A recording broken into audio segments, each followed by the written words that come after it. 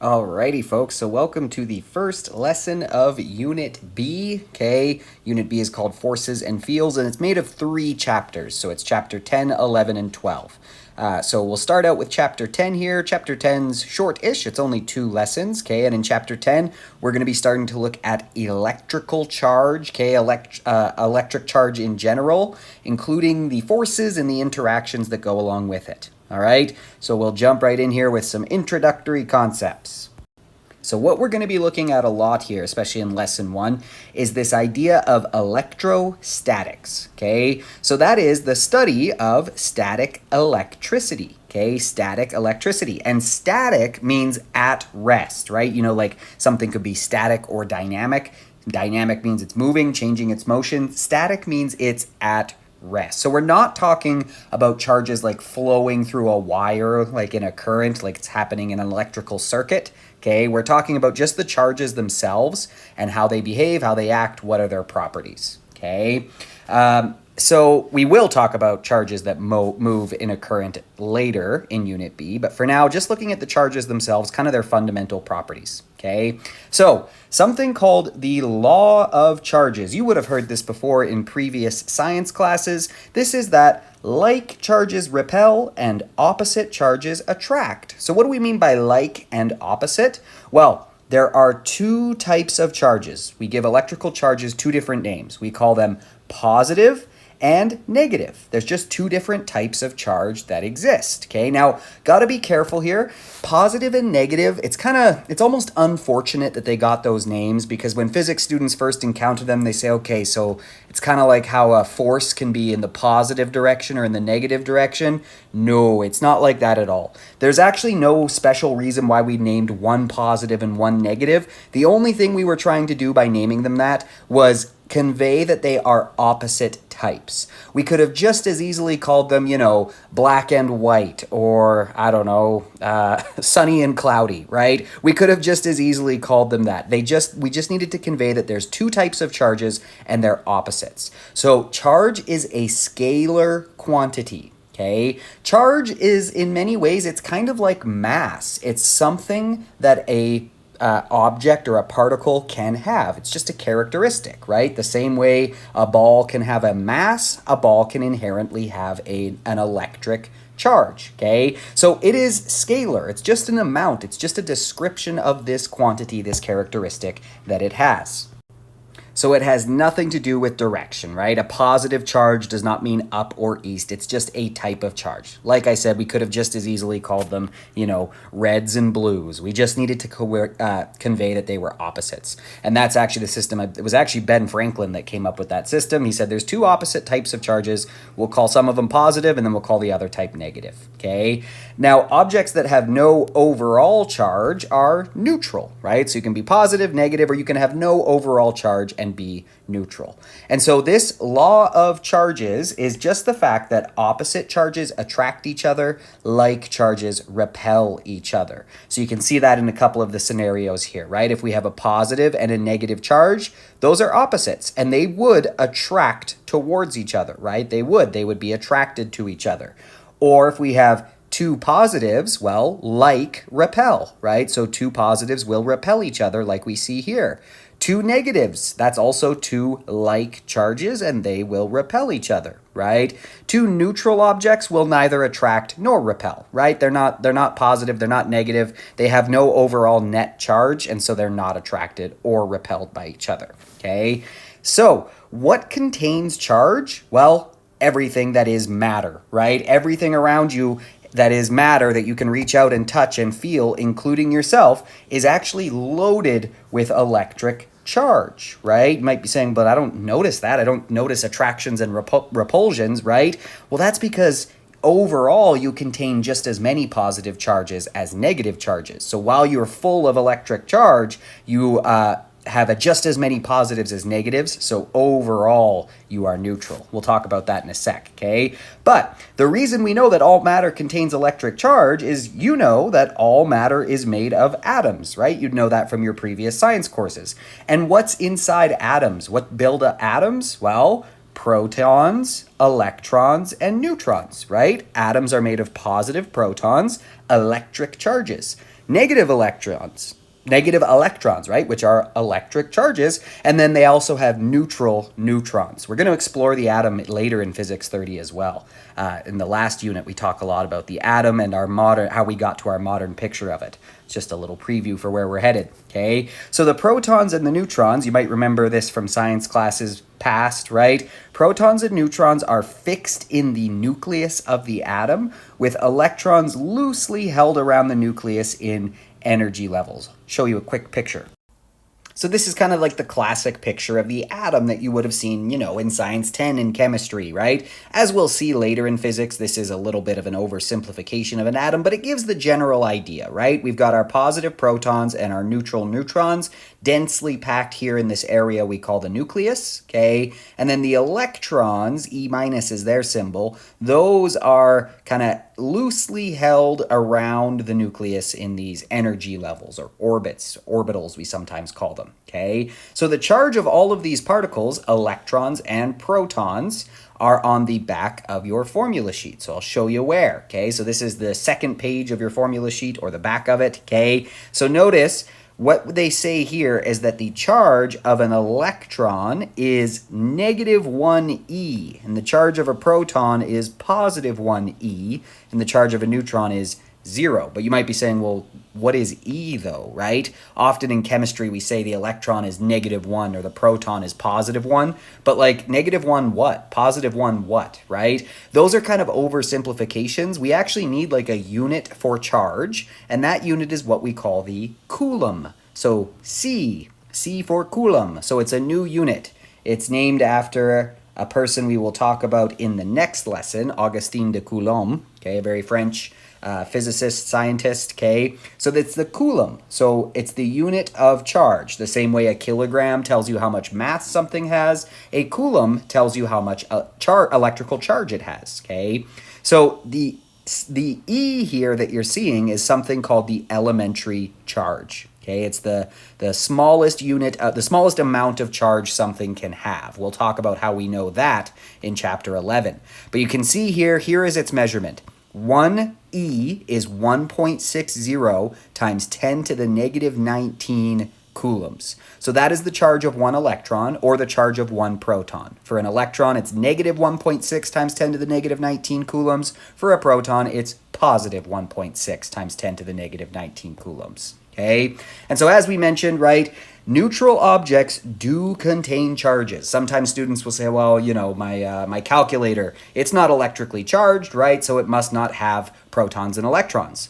But if you think about it, it definitely does, because all matter is made up of atoms for the most part, right? And atoms are made of electrical charges. They've got protons and electrons, right? What makes an object overall neutral is not that it contains no electric charges. It's that it contains just as many positive protons as it does negative electrons. So overall, the net charge of it is 0. They just have equal amounts of positive and negative. Okay. So let's talk a little bit about how these charges actually behave when they're within a material, right? How do these protons and electrons act, okay? Positive protons, very important to remember here, they do not move within the solid. They're not like rearranging and moving around much, okay? Only the electrons are actually moving within the solid, right? So in other words, the positive charges aren't doing any rearranging. When we bring other charges near and they're repelled or attract away, it's not the positive charges that are going to be rearranging themselves to get away or to move towards that charged object we've brought near, depending on whether it's positive or negative, tells us, what type of charge would be attracted to it. Okay. Now, the positive charges not being the ones to rearrange and move around within the solid make a lot of sense when you think about the structure of an atom, right? Where are the protons? The protons are firmly bound in the nucleus, right? They make up kind of the base almost of the atom, right? They're like at the core structure of the atom.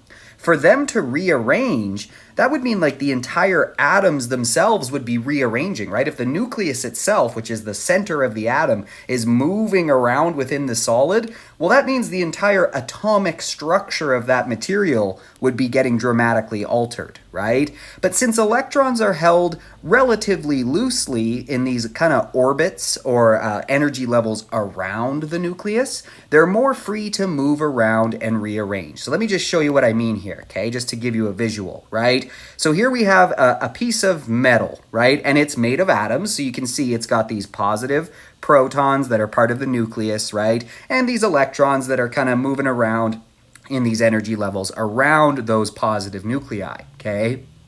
Now, if I bring something charged nearby, and you can see right now, this has a net negative charge. Now notice it still has positive charges, right? But it's got more negatives. So overall, the charge of this thing that the hand is holding is negative. So I'm going to bring it closer to the metal, neutral metal that we have there that has about as many positive protons as negative electrons. Make a prediction. What do you think is going to happen? Ask yourself, what would be attracted to this negative object and what would be repelled by it? Okay, got it? Here we go.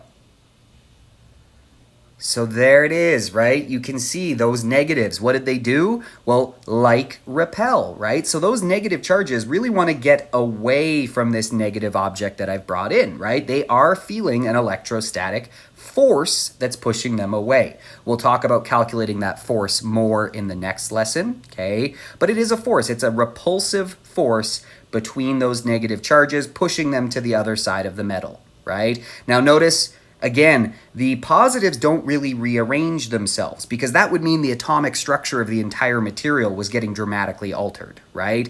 In this case, though, we can see those negatives kind of moving to their side. Now, this is oversimplified a little bit, okay? It's not like all of the electrons in the whole material suddenly end up on that right side and we're left with just protons on the other side, right? Because you know that like most atoms actually have many electrons, right? But this gives the general idea, right? There still would be some electrons on the left side. It's just that preferentially they're going to want to move away from that negative that's been brought in, okay? Now, what if I flip it and I bring something positively charged near to this material? What's going to be attracted to it? Those negatives, right? Those negative electrons. And once again, notice they're the ones that do the rearranging, right? They want to move towards this positive object because opposites attract. Negative charges are attracted to positive charges, okay? All right. And so that's what we see happening in this diagram here, right? This diagram is showing us, okay, we have a neutral, let's say it's a piece of paper, right? A neutral piece of paper. We bring something negatively charged near to it. So this has an excess of negative charges, giving it an overall negative charge as an object. And look, right? The positives aren't really rearranging. The nuclei aren't rearranging, but the electrons are moving away from it, right? They are feeling, I'll label it as Fe because it is an electric force, right? They are being pushed away by an electric force of repulsion. They're running away from that. They don't like it. They're repelled by it, okay? And by the way, if you're saying like, what is this force? It seems mysterious, right? Why do two objects with charge feel a force towards each other or away from each other, right? Well, I mean, do you think it's weird? I mean, it is kind of weird, but like, do you doubt that two objects with mass feel a force of gravity towards each other? I mean, you can doubt it all you want, but we definitely see it happen, right? You have anything with mass feels a force of gravity towards the Earth, right? Because of its mass, and the Earth's mass feels a force of gravity towards the sun because of its mass. So if you can accept that objects with mass feel this force of attraction towards each other that we call gravity, right? It's not that big of a step beyond that to say, okay, and there's this other property called charge, and objects with charges feel forces of attraction or repulsion towards or away from each other, right? So if gravity isn't that weird to you, right, then this isn't that weird either. Because objects have mass, they can feel a force of gravity, and because if objects have charge, they can feel an electric force of attraction or repulsion. Okay, so last note just on that idea of positive charges not being the things that move and rearrange themselves within a solid, because sometimes I say that and then later on we see like a proton that's flying through the air and students will say, hang on, you told me positive charges don't move, right?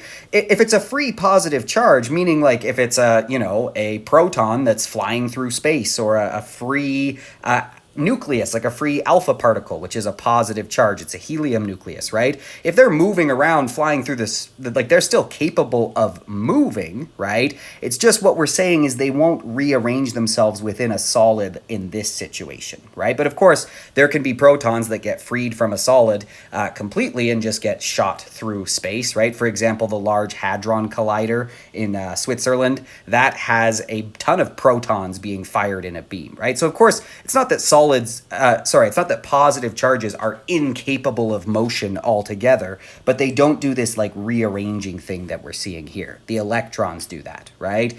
And if the electrostatic forces are strong enough, the entire object itself can be moved, right? Bringing the positive charges with it. So normally I would do this demonstration where you get a balloon and you rub it on your head and you bring it near some pieces of paper, right? Well, you can see the actual pieces of paper attracted to that electrically charged balloon. You can watch them actually like jump up and stick to it, right? So if the forces are strong enough, it's possible for this whole thing to get moved, kind of like what you see in this example here, right? So this actually leads nicely into this example. A neutral piece of paper jumps towards a negatively charged rod when it is brought near. Which of the following two rows correctly shows what has happened? Well, let's just take a look here. Okay, so in row 1 and row 2, we've got the same starting situation, right? This is, an oversimplified, but it's a decent visual representation, I guess, of what atoms in a solid would look like, right? Positive protons, negative electrons, okay? Now we're going to bring something negative towards it. So what would be repelled by negatives? Right? Other negatives, right? Like the electrons. What would be attracted to a negative charge? Other positives, like protons, right? But if we take a look here, okay, both of these get that right. They show positives being drawn towards this negative. Well, opposites attract, so that makes sense. But they also show negatives moving away from it, right? And like repel, so that makes sense as well, okay? And so we can see that the neutral piece of paper eventually does. The forces are strong enough here to actually jump towards and stick to the rod, right? You've seen this whenever you do your laundry and there's lots of static electricity. Stuff can actually stick together because of the electric forces involved. Your sock sticks to your sweater, right? That kind of thing, okay? But only one of these rows is actually showing what has happened. Which row got it right? It's row 2. Right, because the positives are not the things that do the rearranging, right? Negative electrons, because they're a little more loosely bound in the atom, they're a little more free to make their way away from this negative that they're being repelled by, okay? So while this, is true, positives would be attracted to negatives, they're bound in the atom a little more tightly and they're not free to move like this, right? And so if we take a look, what's actually happened is the negatives have moved away from it, right? And so what's left behind now is this positive, right? Before it was fairly neutral. You had a positive right next to a negative. Now you've got a positive kind of a little bit isolated. It's lost some of its negative electrons, right? They've moved away from it, leaving this side of the paper overall positive and this side of the piece of paper overall negative, right? Yes, big picture, it is neutral, but within this neutral object, there's been a separation of the charges, right? You've got kind of this positively charged side and this negatively charged side, right? And since the positive charges are closer now to the negative charge, well, opposites attract, and the opposites are closer together. So they are feeling a attractive electrostatic force, right? Opposites attract. And so what that leads to is the piece of paper itself, the force is strong enough to actually lift up the paper and jump it towards the negative rod, okay? So this leads nicely into this one. Why can neutral objects be attracted and only attracted, never repelled to charged objects. Because I do often get this question, and it's a good question, because students say, okay, opposites attract, like repel, got it. But why can I why can I rub a balloon on my head and stick it to the wall if the wall is neutral, right? You might know that rubbing the balloon on the head gives it some charge. We'll talk about that later as well, right? But the wall never did anything to get charged, so why can you make them stick together? Okay, well, it has to do with very similar things to what we're seeing here. Okay, let's just take a look at this. Let's look at this in an animation and see what's going on. So what we have here, okay, is a balloon and a sweater. You've probably done this at a birthday party or something, right? If you take the balloon and you rub it on the woolly sweater, again, this is an over, dramatization of what's going on. It's not like you're stealing every single electron from the sweater, but that's kind of the idea, right? What we're doing is called charging it by friction. We'll talk more about that concept later in this lesson, okay? But essentially, by rubbing the two materials together, it's possible for electrons to transfer from one material to the other, and they'll stick on the one with the tighter hold on the electrons, which in this case happens to be the balloon. Okay, so now, again, the balloon was initially neutral. You can see it's got 4 positives, 4 negatives, so it's overall neutral. But by rubbing it here, if it picks up some extra electrons, the balloon now has an overall negative charge. Now, see the wall on the far right side there. Of course, the wall is neutral, right? But if I bring this negatively charged balloon close to it, before I do that, pause and make a prediction. What are we going to see happen for the charges in the wall? Okay, ready? Got your prediction locked in? So I'm bringing this negative balloon towards the wall, and look at that. The negative charges in the wall, the electrons in the wall, they want to get away, right? Like repel, so they move away. But what does that leave behind?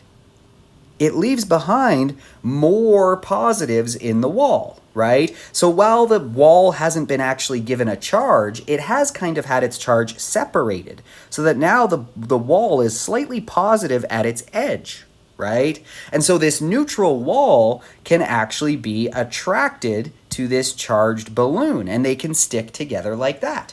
Because again, notice the negatives moved away, but that leaves behind positives there. And those positives are attracted to the excess electrons that we have in the balloon.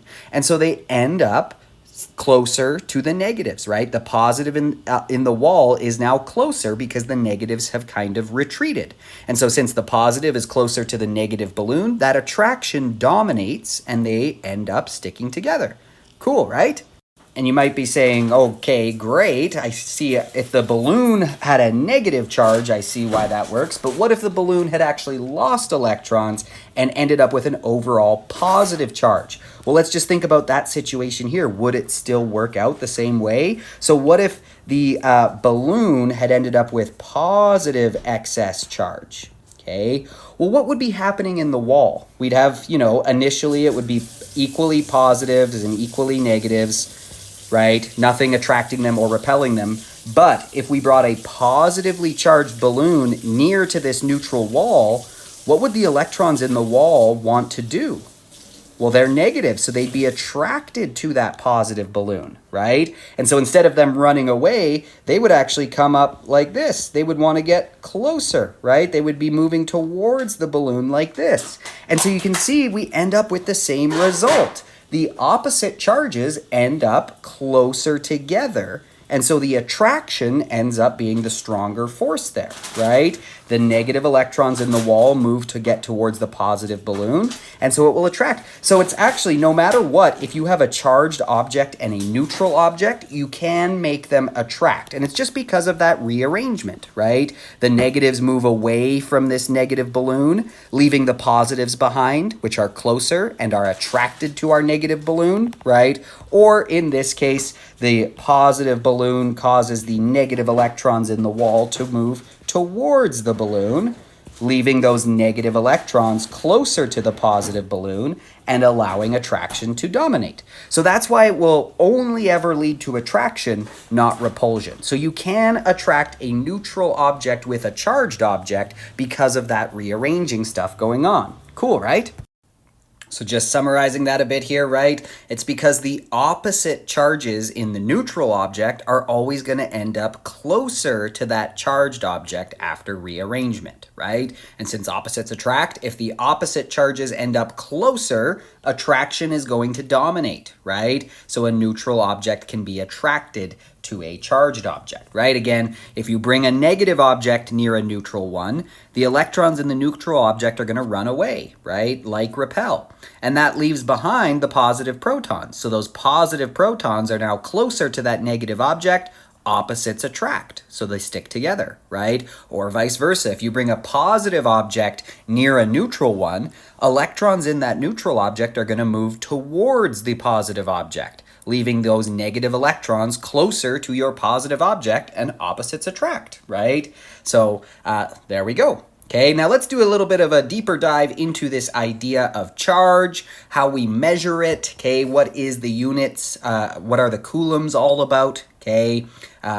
So the symbol for charge is lowercase q, right? That's just the symbol we choose to represent it. Careful, that's not the unit, that's the symbol, right? The same way M represents mass, Q represents charge. Now the unit of measurement for the amount of charge something has is the, like I said, coulomb with symbol capital C. Okay, so just like something with mass, we can say how much mass it has by saying it has this many kilograms. For electric charge, we can say how much charge it has by saying it has this many coulombs of charge. Okay. So there's the elementary charge, that is E. We'll talk about how we learned the value of E in chapter 11, okay? But its value is 1.6 times 10 to the negative 19 coulombs. A proton, like we said, has a charge of positive that, right? Positive 1.6 times 10 to the negative 19 coulombs. An electron has a charge of negative E. So negative 1.6 times 10 to the negative 19 coulombs. And elementary here means like it's an element, not like an element like from chemistry, but element as like the most basic part. It's the smallest amount of charge that something can like have or gain or lose, right? Because think about it. Can you lose an electron? Yes. Can you lose 10 electrons? Yes. Can you gain 3 electrons? Yes, right? But can you lose half of an electron? No, right? Electrons are actually indivisible. They're fundamental particles, okay? So this is the smallest kind of amount of charge that can be gained or lost, because something can only gain or lose 1 electron minimum. You can't lose half of an electron. Okay, so the overall charge of an object is therefore determined by its excess or deficit of electrons compared to protons. So notice there, did I say its charge comes from the total number of electrons it has or the total number of protons it has? No, right? It's about how many excess electrons it has compared to protons, or how many fewer electrons it has compared to protons. Which makes sense when you think about it, because the charge of 1 proton and 1 electron cancel each other out when we determine the object's overall charge, right? If something has 1 billion protons and 1 billion electrons, its overall charge is still 0, right? Because you've got all these positive charges and all these negative charges, and you've got just as many positives as negatives, right? Same goes if it's got 1 proton and 1 electron. That overall is electrically neutral. So it's not about the total number of protons or the total number of electrons that it has. It's about how many more or fewer electrons it has than protons, right? So if something has 1 extra electron, that will have a charge of negative 1.6 times 10 to the negative 19 coulombs, right? Even if it has, if it has 100 protons but 101 electrons, that will have a negative charge of negative 1.6 times 10 to the negative 19 coulombs, okay? Which is the exact same charge it would have if it only had 2 protons and 3 electrons, because in both of those cases, it has 1 more electron than proton, right? If it had 1 less electron than proton, it would be the same idea, but the net charge there would be positive because it would have 1 more proton than it did electrons, right? So just to kind of visualize here, right? If this was how we were keeping track of all the protons and electrons in an object, Well, this object would be neutral, right? For every positive proton, it's got a negative electron with the same charge but negative, so the charges would cancel each other out, right? So how do we get a negatively charged object? Well, maybe if there was something like this, if it had an extra electron, this would now have a charge of, overall, this object would have a charge of negative 1.6 times 10 to the negative 19 coulombs, right? If it had another extra electron, right? Again, these all just cancel each other out in terms of electrical charge, leaving us with overall the charge of 2 electrons. That's the net charge. So this object would have double this charge. It would have, instead of negative 1.6, it would be negative 3.2 times 10 to the negative 19 coulombs, right? How do we get a positive object? Well, that would have to lose electrons so that it has more protons than electrons, right? If we had this situation, well, these would all cancel each other out, right, in terms of electric charge overall for the object. So this object would have a charge of positive 1.6 times 10 to the negative 19 coulombs. It's got one more proton than it does electron, right? If it lost another electron, there we go. This would have a charge now of positive 3.2 times 10 to the negative 19 coulombs. If it had 3 more protons than electrons, right? These 3 protons now all give us our net charge. So this would have, instead of positive 3.2, it would be 3 times 1.6, or positive 4.8 times 10 to the negative 19 coulombs. And so that's what determines an object's overall charge, right? Not how many protons it has necessarily, not how many electrons it has, but how many more or less electrons it has compared to protons. So it's important to note here, especially if you just finished chemistry and that's fresh in your brain, right? Those ion charges that you know from the periodic table, things like, sodium is +1, we would say, or nitrogen is -3, okay? Those are typically going to have nothing to do with what we do in physics. They work really well for chemistry, and though, don't get me wrong, they are the same thing and they are referring to these amounts.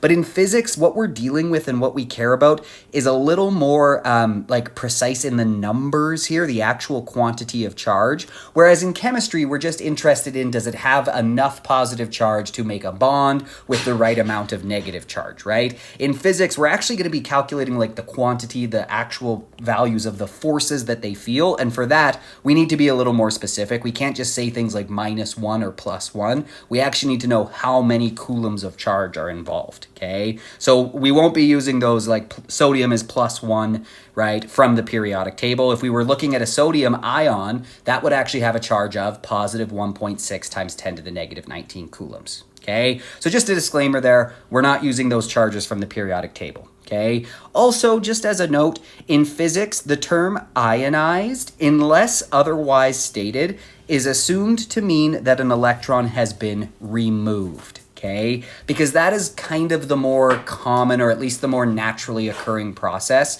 is that electrons can be removed from atoms quite easily.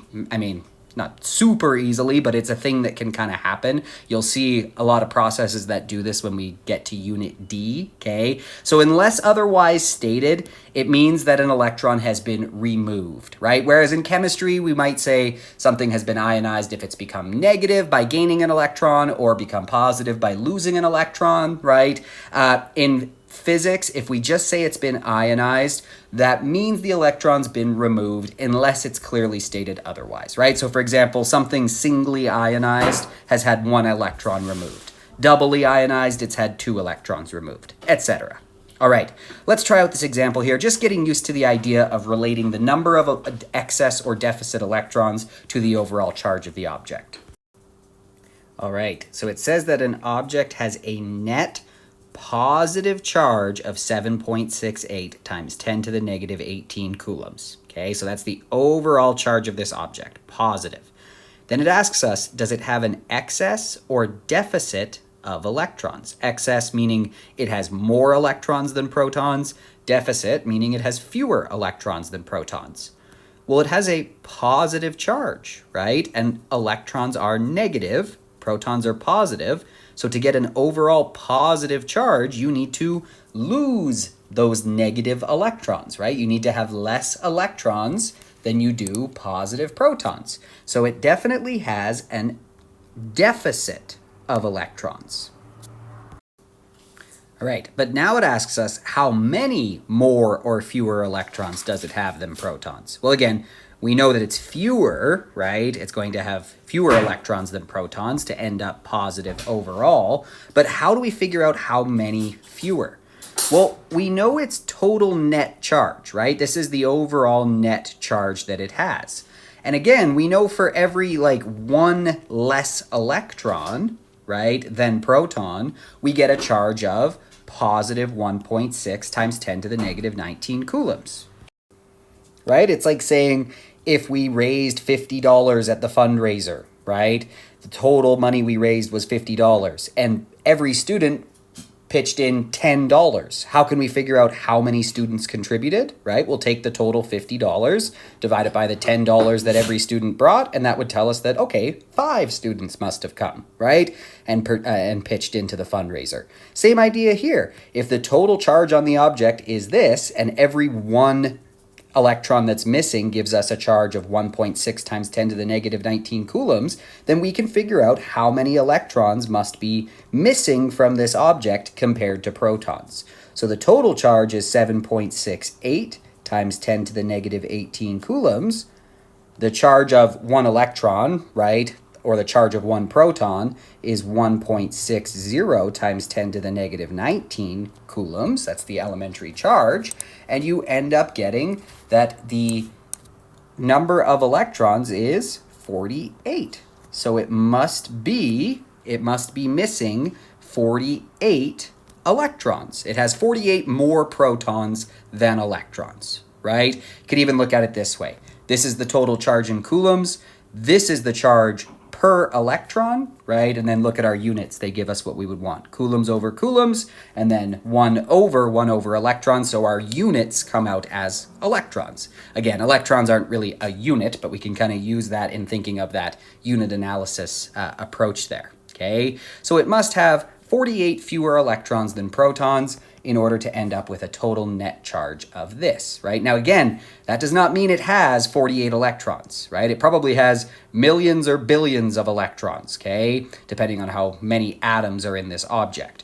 But it has 48 fewer electrons than protons. Their count for both of them might be in the billions or trillions, right?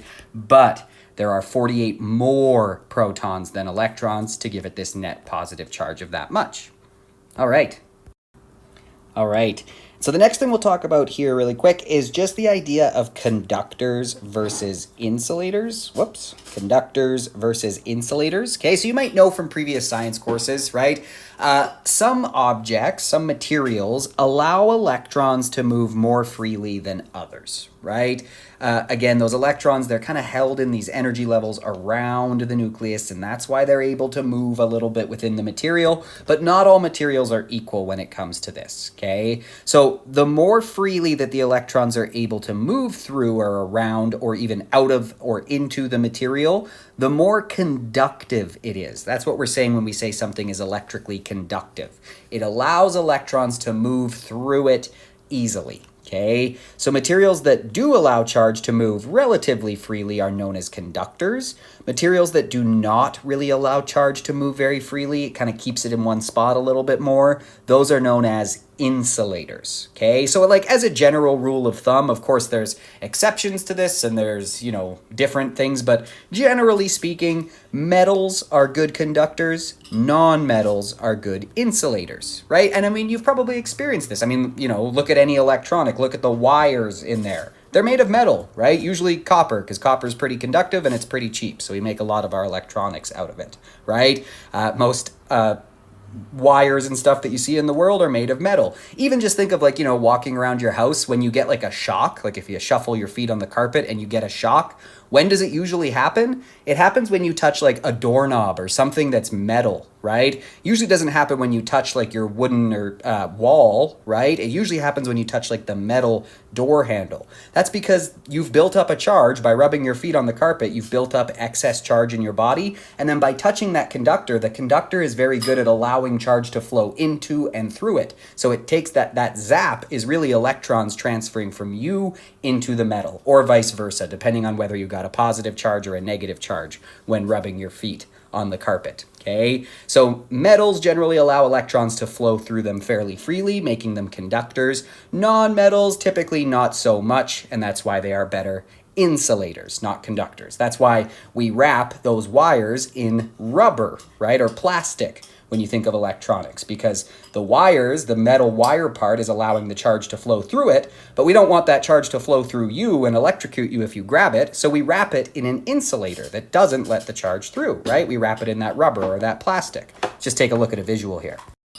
So here's kind of the idea, right? If I bring this negative rod near to a conductor on top and an insulator on bottom, notice in the conductor, the electrons want to get away and they're fairly free to do that. So they flow to the other end, right? In the insulator, it's not that they're not repelled. You can see their orbits there kind of flatten out. Again, this is an oversimplified diagram of how atoms really behave, right? But you can see it's not that they're not repelled. It's just that they're not as free to move within the insulator, right? If I change that to a positive rod, same idea, but now the electrons want to get close to it. In the conductor, they're fairly free to do so. In the insulator, not so much. Those charges kind of sit there, where they're a little more fixed in their position. All right, so moving on here, new physics principle alert, right? Exciting, a new fundamental law of the universe. It is the law of conservation of charge, okay? So that is physics principle number 7. So what does a conservation law? Do you remember? What does that mean if a quantity is conserved? It means that it can't be created or destroyed, right? So the total amount of charge, if it's an isolated system and we're not taking charge from outside of the system and putting it in, or taking charge from inside of the system and manually removing it, charge can't be created or destroyed. The total amount of charge in a system will stay the same as long as we don't add or remove charges by, messing with it, okay? So, of course, like all of the conservation laws we've studied, it can be transferred maybe from one object to another, right? But it can't just disappear or appear. The total amount of charge stays constant. Now, again, any transfers of charge are due entirely to the exchange of electrons. Protons don't transfer between the objects. Okay, so when we talk about charge transferring from one spot to another, it is always one object giving electrons to the other, okay, or taking electrons from the other. It's never protons moving from object 1 to object 2, okay? But again, the total amount of charge will remain conserved. So whatever the total charge is before will be the same as the total charge afterwards. Don't confuse the law of conservation of charge with the law of charges. The law of charges, that's just that opposites attract, like repel, okay? The law of conservation of charge, that's physics principle number 7. That's the one that says charge can never be created or destroyed. All right, what we're going to move into here now for the next big chunk of this lesson is just looking at 3 different ways that an object's net charge can be changed. We've kind of touched on them a little bit already, but let's actually do a deep dive into these. How do you actually take the object's charges? How do you transfer from one to the other? What are some ways we can achieve that? What are some ways we can take maybe a neutral object and make it charged, or take a charged object and change its charge? The first of the 3 methods we're going to look at is conduction. We'll jump into that right away here. We'll also take a look at charging something by friction and by something called induction.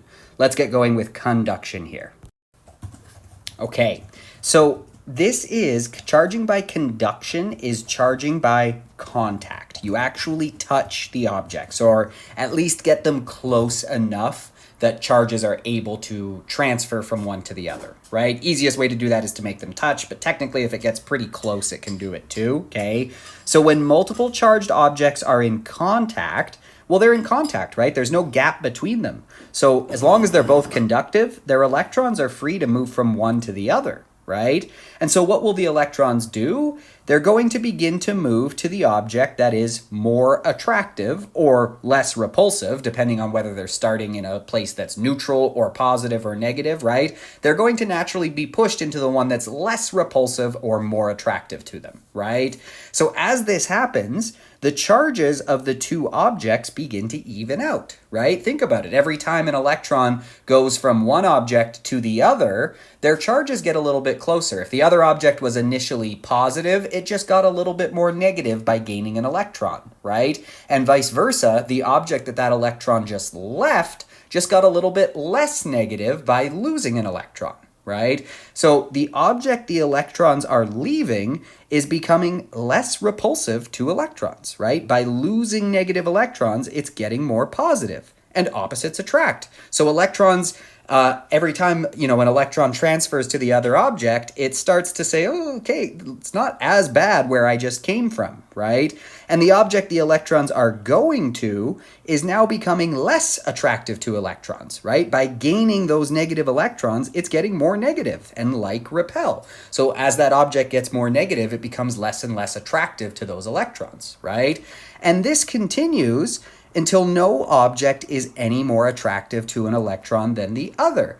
And therefore, there's no net forces of attraction or repulsion existing to pull it from one object to the other. They have reached what we call electrostatic equilibrium. There's no reason for an electron to want to go to the other object, right? It's in balance. It's just as attracted to the other object as it is to the one it's currently in, right? One isn't more positive or less negative than the other. And so that means both objects end up with identical charges, right? The place where they meet is going to be where they have the same charges, because at that point, there's no reason for an electron to want to go from one to the other. They're both equally attractive. They have met in the middle. And so the final charge on the objects is then simply the average of the object's initial charges, right? They really have just kind of averaged out. So we could calculate their final charges. If we knew the initial charges, we can calculate the final charges just by finding the average. And how do you find an average? You add up all the initials and divide by the number of objects involved in the touch, right? Add them all up, divide by how many there were. That's how you calculate an average. So if 3 objects touch simultaneously, we would add up all their charges and then divide by 3, and that would be the charge they'd all end up with, right? They would all meet in the middle. Electrons would transfer between the objects to even out the charges and meet in the middle. If they touch one at a time, right? If we touch 2 objects together, we'd add their charges up and divide by 2, right? If there's multiple touches happening between 2 objects, you just average those 2 objects touch out each time. We'll see an example like that in a moment here, okay? But this is where physics principle number 7 comes into play, right? The total charge is still conserved. It's not like these electrons are being destroyed or created. They're just moving from one object to another within our system, right? So the total charge remains the same. It just might be distributed differently amongst the objects now. Okay, let's take a look at a visual of changing objects' charges by touching them, by conduction. So what I've got here is an initially neutral object. You can see its overall charge is 0, right? And if we take a look, they're covering them up, but that just means it has just as many protons as electrons, right? It's got as many positives as negatives. Over here, we have a very positively charged object. You can see it's got 10 protons and only 2 electrons, right? Of course, it would have more than that, but just for simplicity's sake, they draw in a few, right? Meaning that it has an overall charge of what they're calling positive 8, right? Positive 8 times the elementary charge. So think about this.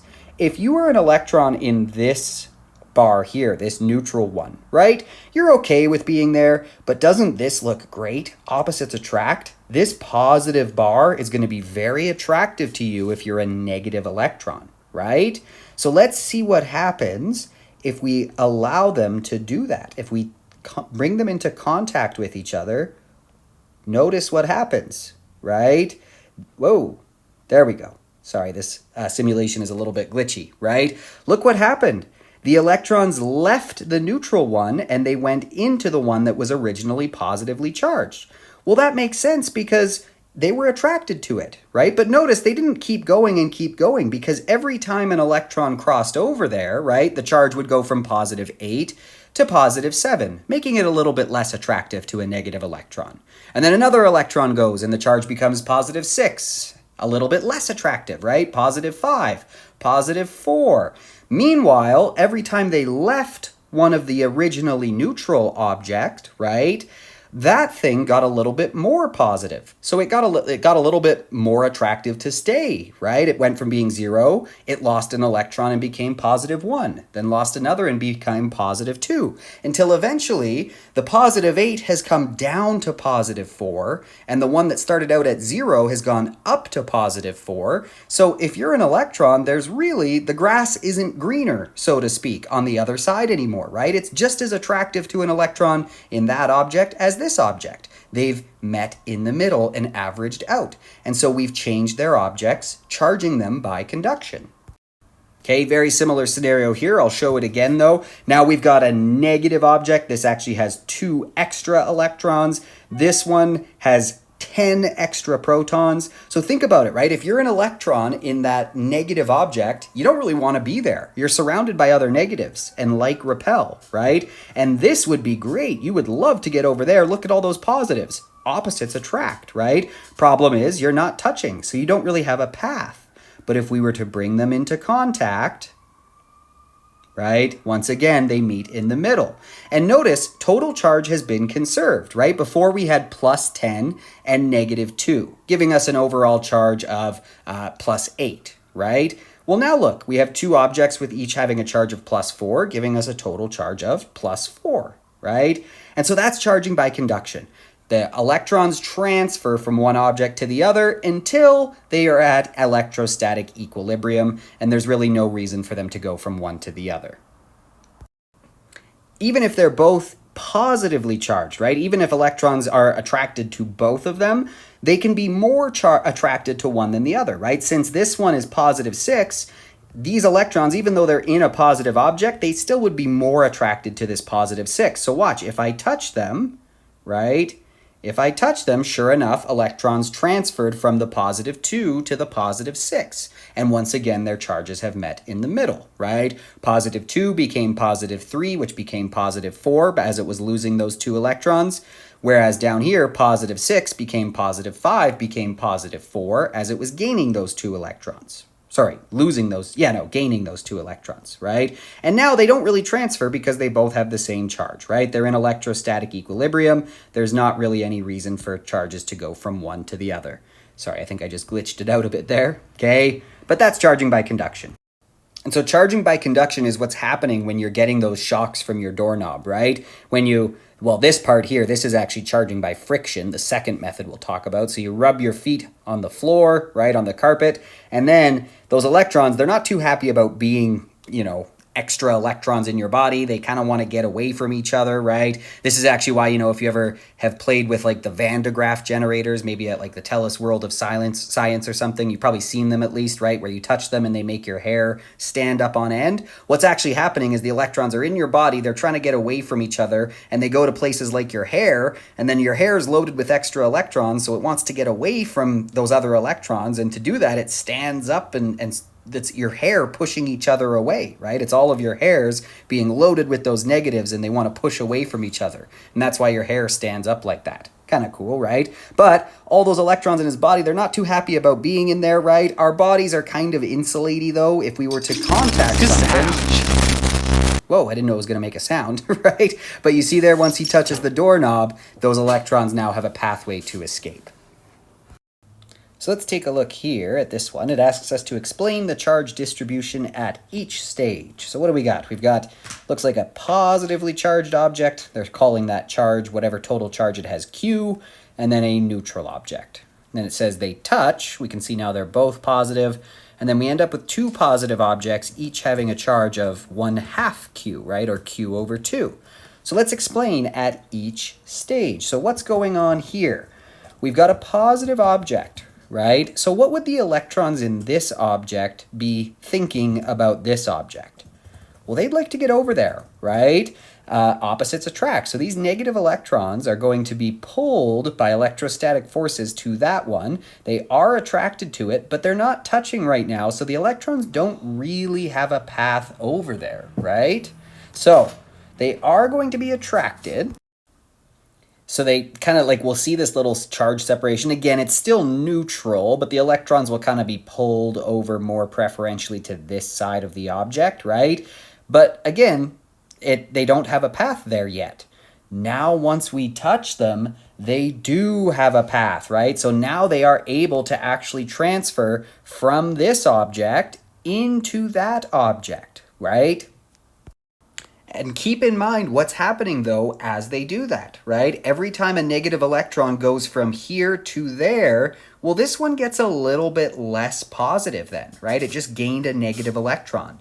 And so it gets a little less attractive to the electrons over here, right? And on the flip side of that, every time an electron leaves this one, it gets a little bit less negative. It gets a little bit more positive, and therefore a little more attractive to the electrons, right? And again, that's why they even out. Eventually, enough electrons will have transferred from this one to this one that this isn't any more attractive to them than this one is. This one's getting less positive as it gains electrons. This one's getting more positive as it loses electrons until they're equally attractive to each other. There's no net electrostatic force pulling an electron from one object to the other, and we say they've reached electrostatic equilibrium. And so that's why at the end there, they have identical charges, and that identical charge is just the midpoint of their initial charges, right? The middle of Q and 0, a charge of Q and a charge of 0, well, the middle of that would be half of Q, right? Just to put a number in it so we can think about it. Like if Q was 2 coulombs, they're going to meet at what's halfway between 0 and 2? 1, right? So 2 comes down to 1, while 0 goes up to 1, and they meet with the same charge. So I just kind of summarized that there, right? As the electrons transfer from object 2 to object 1, let's say, right? Object 1 is getting less and less attractive to them because every time it gains an electron, its charge becomes a little bit less positive because electrons are negative, right? Meanwhile, this one gets a little bit more attractive to those electrons because every time it loses an electron, a negative electron, it becomes a little more positive, right? And so eventually the charges are the same, having met in the middle, and there's no electric force, that's what Fe means there, that's pulling electrons more towards one object versus the other. Electrostatic equilibrium. Okay, let's try another one out here. So a rod with a charge of positive 10 coulombs is brought in contact one at a time. Okay, that's very important because remember, it's just when the touches happen that charges can transfer, right? So there's separate touches happening here. We'll have to think about those charge transfers separately. One at a time with 2 boxes, each with a charge of negative 6.1 coulombs. What are the final charges on each object? Okay, let's just draw this out. It helps to draw these out sometimes. So there's 2 touches happening. So one at a time, we're touching each of the boxes. Okay, so let's draw out our first touch.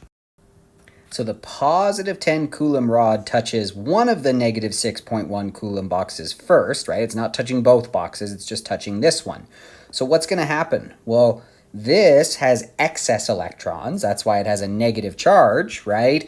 So this one is positive, right? So the electrons definitely are going to want to go from this one into that one, right? Electrons are going to be transferring because they're now in contact into that. And they'll do that, electrons will transfer until they have the same charge, right? Until those 2 charges meet in the middle, literally averaging out. So how do you calculate an average? Add up the numbers and divide how many there are, right? What we're finding here is what is the midpoint between positive 10 coulombs and negative 6.1 coulombs. We want what's exactly in the middle of that because that's where they'll meet. So we can do that as their new charges are going to be positive 10 coulombs plus negative 6.1 coulombs over 2, right? That's the middle, the halfway point between those 2. And I ended up getting that was positive 1.95 coulombs. So both of them, after they've touched, are going to end up with a charge of positive 1.95 coulombs.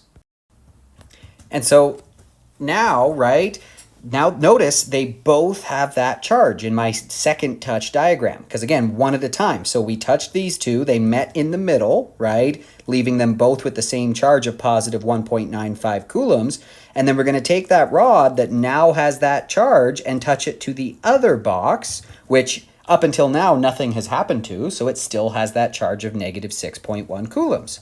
And once again, what's going to happen here? Electrons are going to transfer from that excess negative box into that excess positive rod, and they will do the same thing. They'll meet in the middle. So what will their new charges be? Well, we need to find the average now of positive 1.95 coulombs and negative 6.1 coulombs. Find the midpoint between those two charges, because that's when electrons will stop transferring, when there's no, push or pull for them to move from the box to the rod anymore. So doing that, I got that their new charges would be negative 2.075 coulombs. So there we go. Now we can list out the charges of all the objects. That's now the final charges on each object, right? We did the 2 touches. So the rod will end up with, right, it was part of this touch, so it will now have this as its final charge, negative 2.075 coulombs. Okay, box 1, we could say the first box that was touched, still going to have that charge of positive 1.95 coulombs, right? It wasn't touched again. We did that first touch, and then we moved on to this box.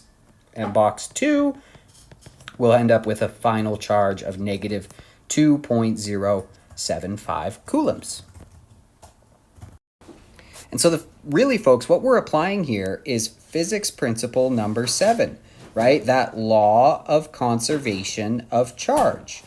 Because what we're doing is we're showing how, right? We're showing how the total charge in the system didn't really change, but it did go from one object to another, right? We didn't create charge, we didn't destroy charge, but it did when we're doing this, we're spreading it evenly between the charges, right? This has extra electrons, this is missing electrons, and so we know that they'll flow until they kind of meet in the middle, but they're not created, they're not destroyed. The total amount of charge in the system stays constant. In fact, look, right? Look at the total final charge here. We've got negative 2.075 plus positive 1.95 plus another negative 2.075. If you add those all up,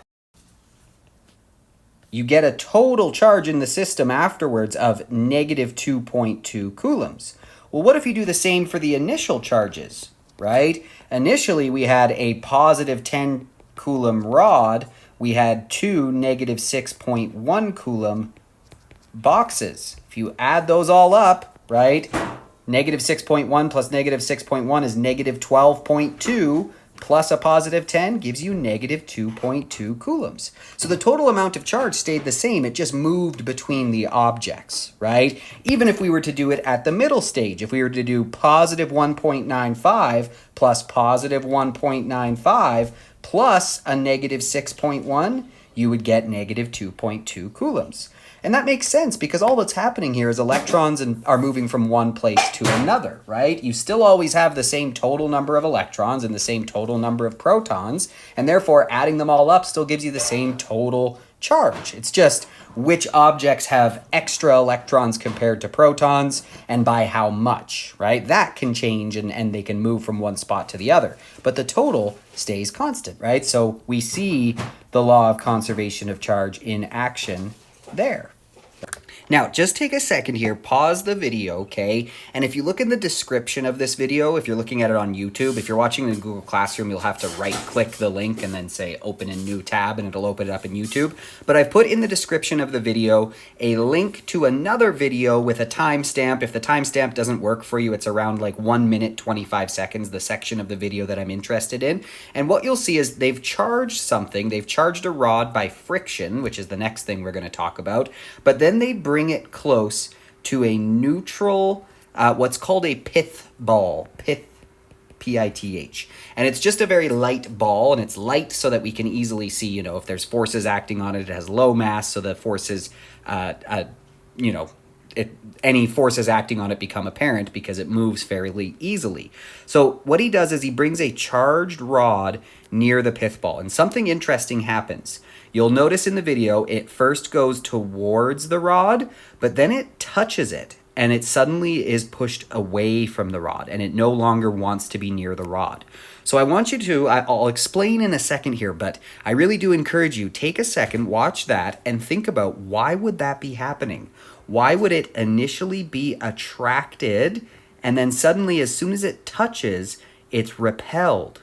Okay, so go take a second, try and walk yourself through that based on what you know so far. Why would it be attracted? Until it actually touches, and then suddenly it's repelled. Okay, did you go do it? I'll explain what's going on there, right? But if you walked yourself through that process, it was attracted because of what we were talking about here at first, right? When the pith ball was neutral, it was causing charge separation, leaving, the opposite charges in the neutral ball closer to the charged rod. So it wanted to go towards at first. But then once they touch, now the electrons are actually free.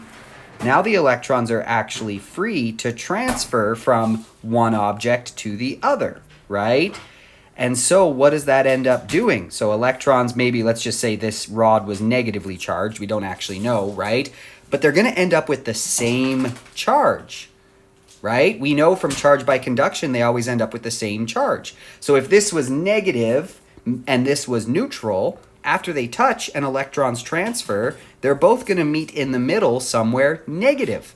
And now since they're both negative, like charges repel. And so that's why after they touch, they no longer want to be around each other, right? It attracts at first because it's neutral, so you get that charge separation thing happening, right? Even though the ball is overall neutral, the electrons go away if we're saying this is negatively charged, leaving the positives closer. So it's attracted, attracted, attracted, but then they touch and electrons transfer into the ball, leaving it overall negative, and now they're both negative, so they end up repelling away from each other.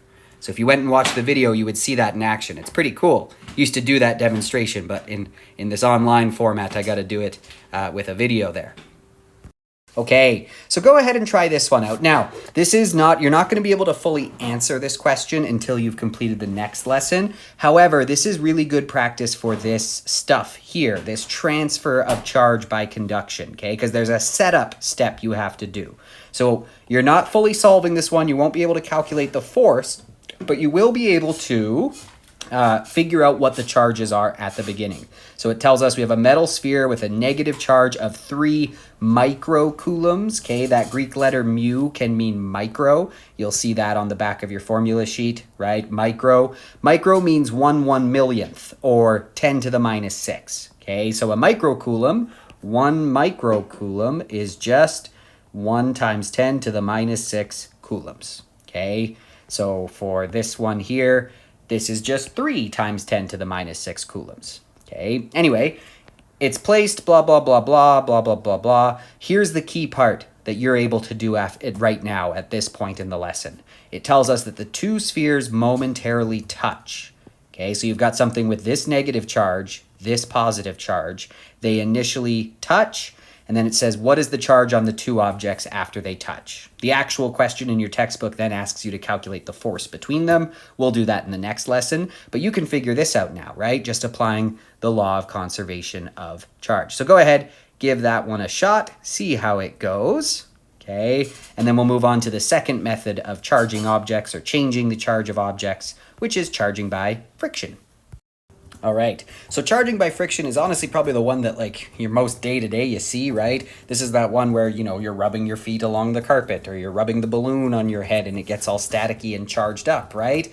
And it comes from the fact that not all nuclei are equally attractive to the electrons that are bound to them, right? Some elements have nuclei that hold on to their electrons more tightly than others, right? If you've taken Chemistry 20, you would refer to this, it's closely related to the idea of electronegativity. How tight of a hold does that atom have on its electrons, right? Now, when you rub them together, when you rub two surfaces, two objects together, I mean, not a very technical term, but essentially rubbing them kind of shakes up the electrons. The energy that we put into the rubbing, it does work, right? It changes the energy and it can rip electrons away from their nuclei, right? So that rubbing of those two together, the work, the energy that you're putting into that can cause electrons to be removed from the substances.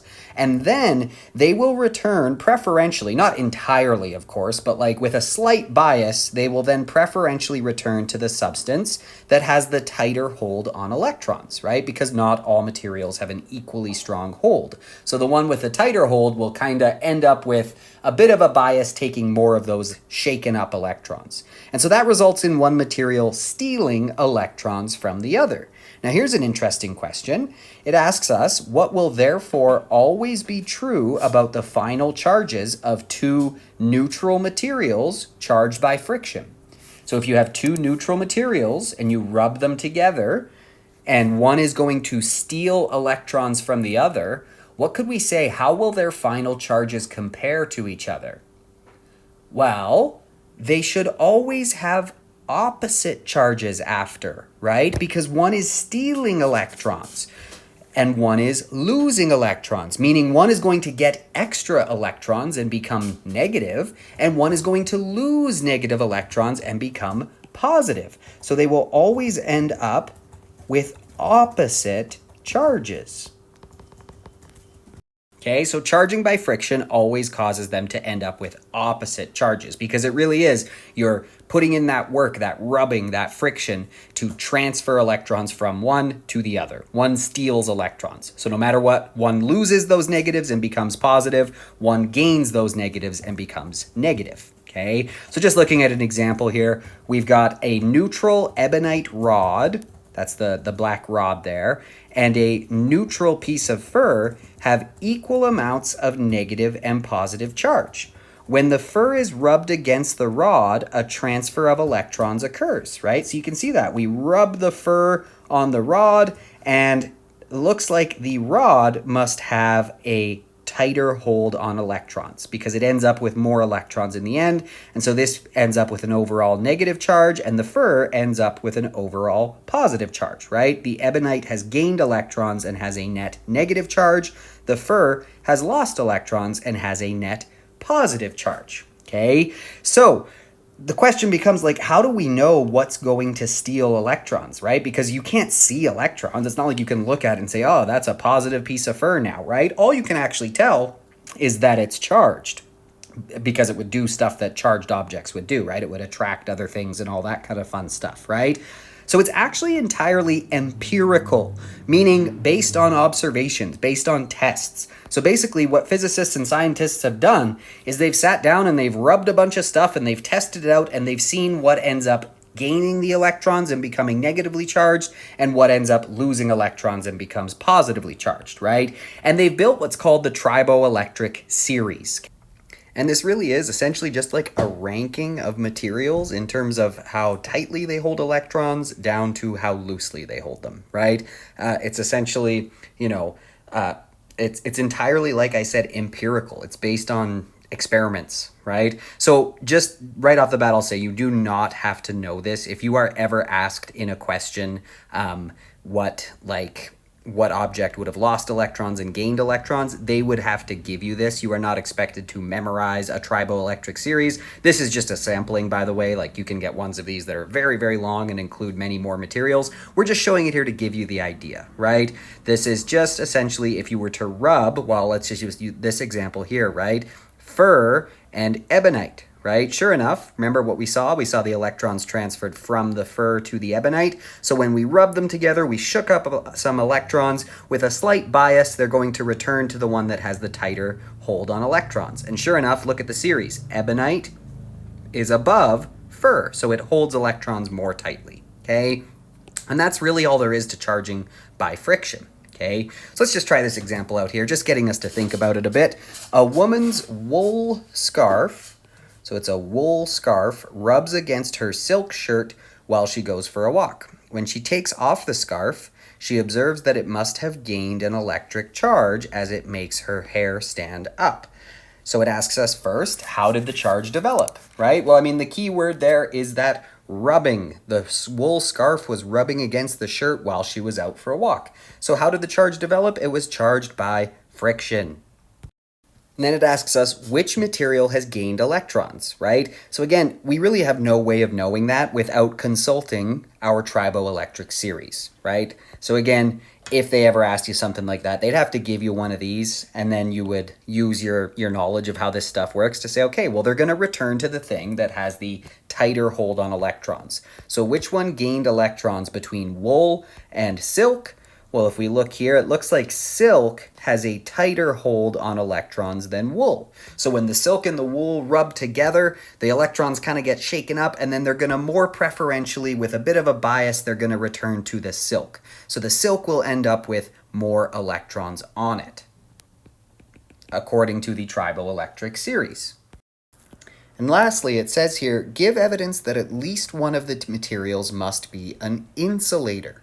And this is an interesting one, okay? Because while insulators don't allow charge to move that freely, right? And so when we do build up a charge on an insulator, it kind of sits there, right? It doesn't get transferred off as easily. This is why you can take a balloon. A balloon is made of rubber. That's a very good insulator. And, next time you're at a birthday party, try this. Rub it on your head, stick it on the wall, and it can stay there for hours, sometimes even a full day. It will stay there, right? And that's because the insulator kind of holds on to those electrons. It doesn't freely allow them to transfer from one object to another. If you take two metal things and charge them and then try to stick them together, they almost instantly just transfer their electrons out to the first thing they touch, right? But for an insulator, it can kind of keep those excess electrons in place, right? For something like, a balloon, yes, it can build up some extra electrons, but because the insulating nature of the balloon, the rubber material it's made of, right, it doesn't let them spread out. And they kind of would like to. They're electrons. They don't really want to be around each other. But because of its insulating nature, it allows them to kind of stick there and stay there, right? And when you touch it, if you were to touch it with your hand, right, it's in an insulator, so it doesn't very easily allow those electrons to get back out again, even though they do kind of want to.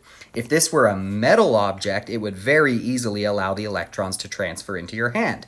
Going back to that again, right? When you touch the metal doorknob, that's usually when you get that shock. The electrons transfer from you to the doorknob, right?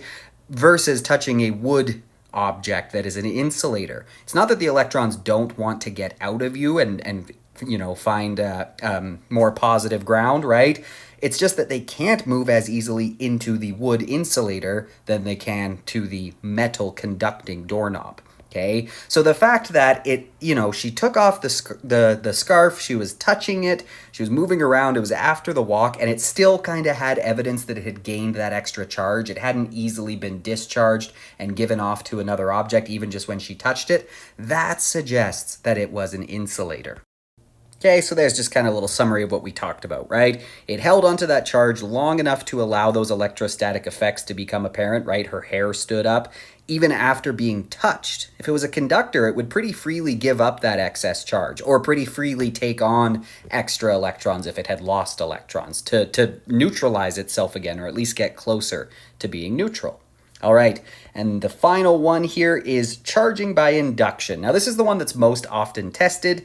It says it's the toughest. Really, that just means it has kind of the most steps. So we'll walk through the logic here. We'll look at some visuals, and we'll talk about charging something by induction. Careful, don't mix it up with charging by conduction. Not the same thing. Okay, so for this, we're going to need a charged object initially, so something we've already charged, maybe using friction, right? It's pretty easy to charge stuff by friction, just rub them together, okay?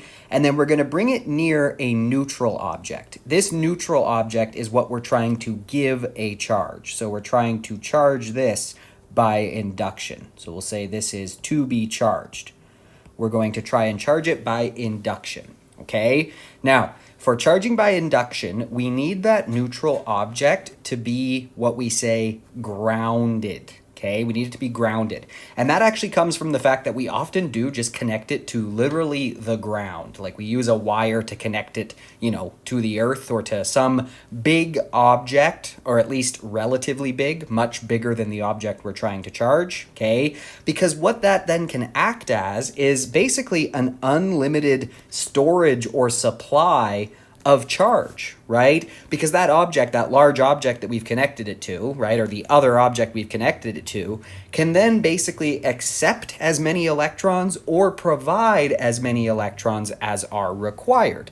You'll see why that's important when we start looking at what's happening in charging by induction, okay? But that's the key point. It's grounded, and so it can get rid of through the ground or accept through the ground as many electrons as it needs or wants to get, happier, so to speak. okay? So this means, the grounding means that the electrons have an unrestricted path to enter or leave, depending on what type of charge we bring near, the initially neutral object, okay? So when we bring that charged object nearby, in the thing that was initially neutral, right, we know that like electrons will either want to go towards that if it's positive or away from it if it's negative, right?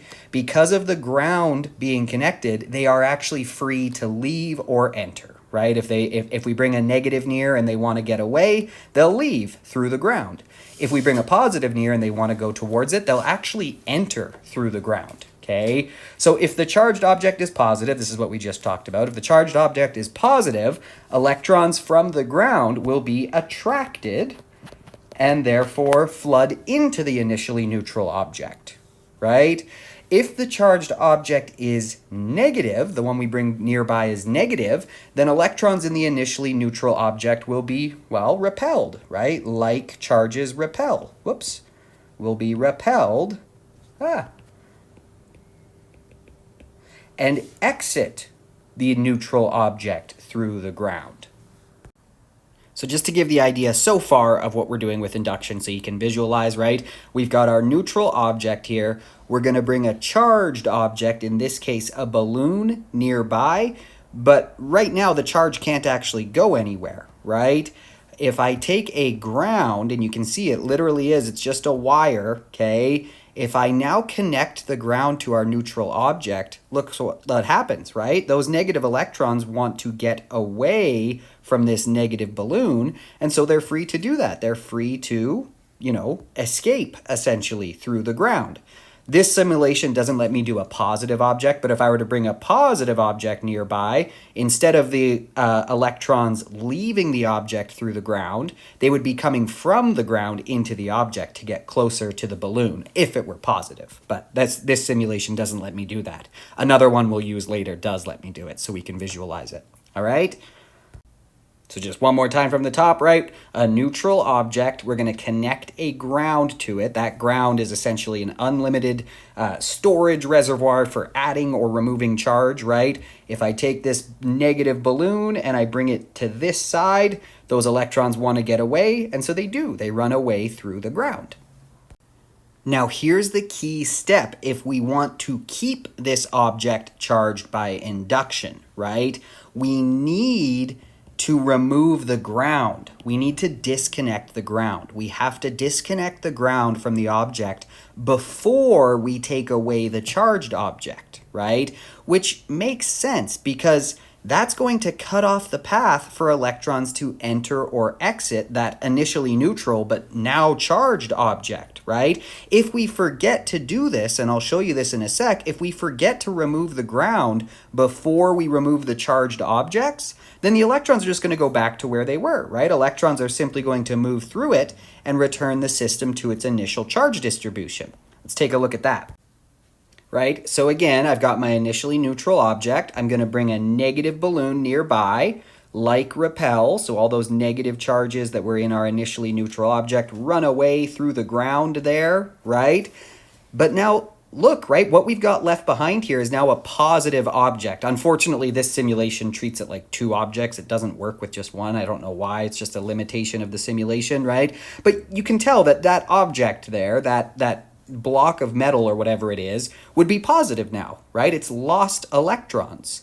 And so it's a positively charged object connected to that ground. And the electrons have only fled through the ground because of this negative balloon here. So if I leave the ground connected and I take away the balloon, make a prediction about what's going to happen. Well, those negative electrons, they're going to come back into that positive object, right? They're going to want to go back into it. It was positive. And they'll return to an electrostatic equilibrium. So I haven't actually permanently charged this by induction, right? I did this and I gave it a charge for a little while, right? But since I forgot to disconnect the ground, as soon as I take away the balloon again, it's just going to send all those electrons back in, okay? So the key step here is to, let's just do it correctly, to actually permanently charge it by induction. I'm going to bring up the balloon, the negatively charged balloon. like repel, so the electrons run away from it. And now I'm going to cut off their path to return before I take away the negative balloon. So I'm literally going to take the ground and I'm going to disconnect it, right? I'm going to disconnect the ground. And now I can take away the balloon and the system stays positively charged, right? That object is permanently positively charged. Why? Because, well, I cut off the ground. There's no way for those electrons that exited to get back in. We've cut off their path, right? So now if I were to connect it again, the electrons would just flow back in, returning it back to electrostatic equilibrium, right? This simulation's a little glitchy, sorry, but hopefully you can see the big ideas here, right? For some reason, electrons are randomly just jumping from one to the other right now. Well, there we go. Okay, so let's just run through that all one more time. Ready? I'm going to take my ground. I'm going to connect it. I'm going to bring my negative balloon. Electrons are repelled away from that negative balloon through the ground. And now if I want to keep this object positive, which it is right now because it just lost a bunch of negative electrons, I have to remember to take the ground away. Because now when I take away the balloon, the electrons can't just run back in like they normally would to this positive object. And there we go. Now it's permanently charged by induction. Cool, right?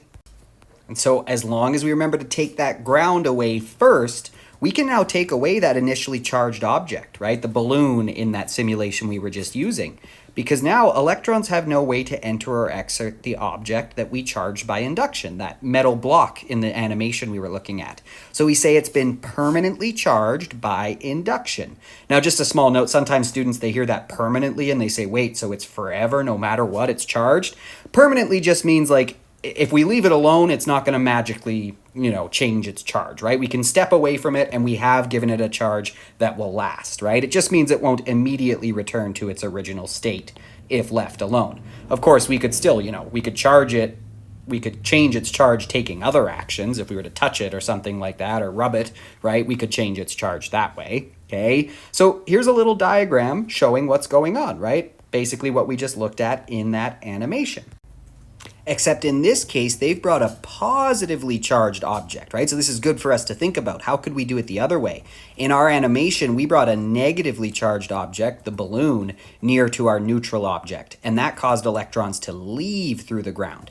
So now we're bringing a positively charged object nearby. You can see the charges have separated, right? The electrons have moved closer to the positive object, right? So that's going to leave this side more negative and this side more positive because the electrons have moved from this side to this side, leaving behind more positive protons over here than electrons, okay? And so we connect the ground, and now think about it, right? This is a wire. It's made of atoms, it's full of electrons, and it's very conductive. So what are electrons going to want to do in this wire? Well, there's a positive object over here, right? It's essentially pulling all electrons. So any electrons in this wire are going to want to flood in to this object that was initially neutral. And what happens to an object when it gains extra electrons? It becomes overall negative, right? So now notice, we've kept the positively charged object here.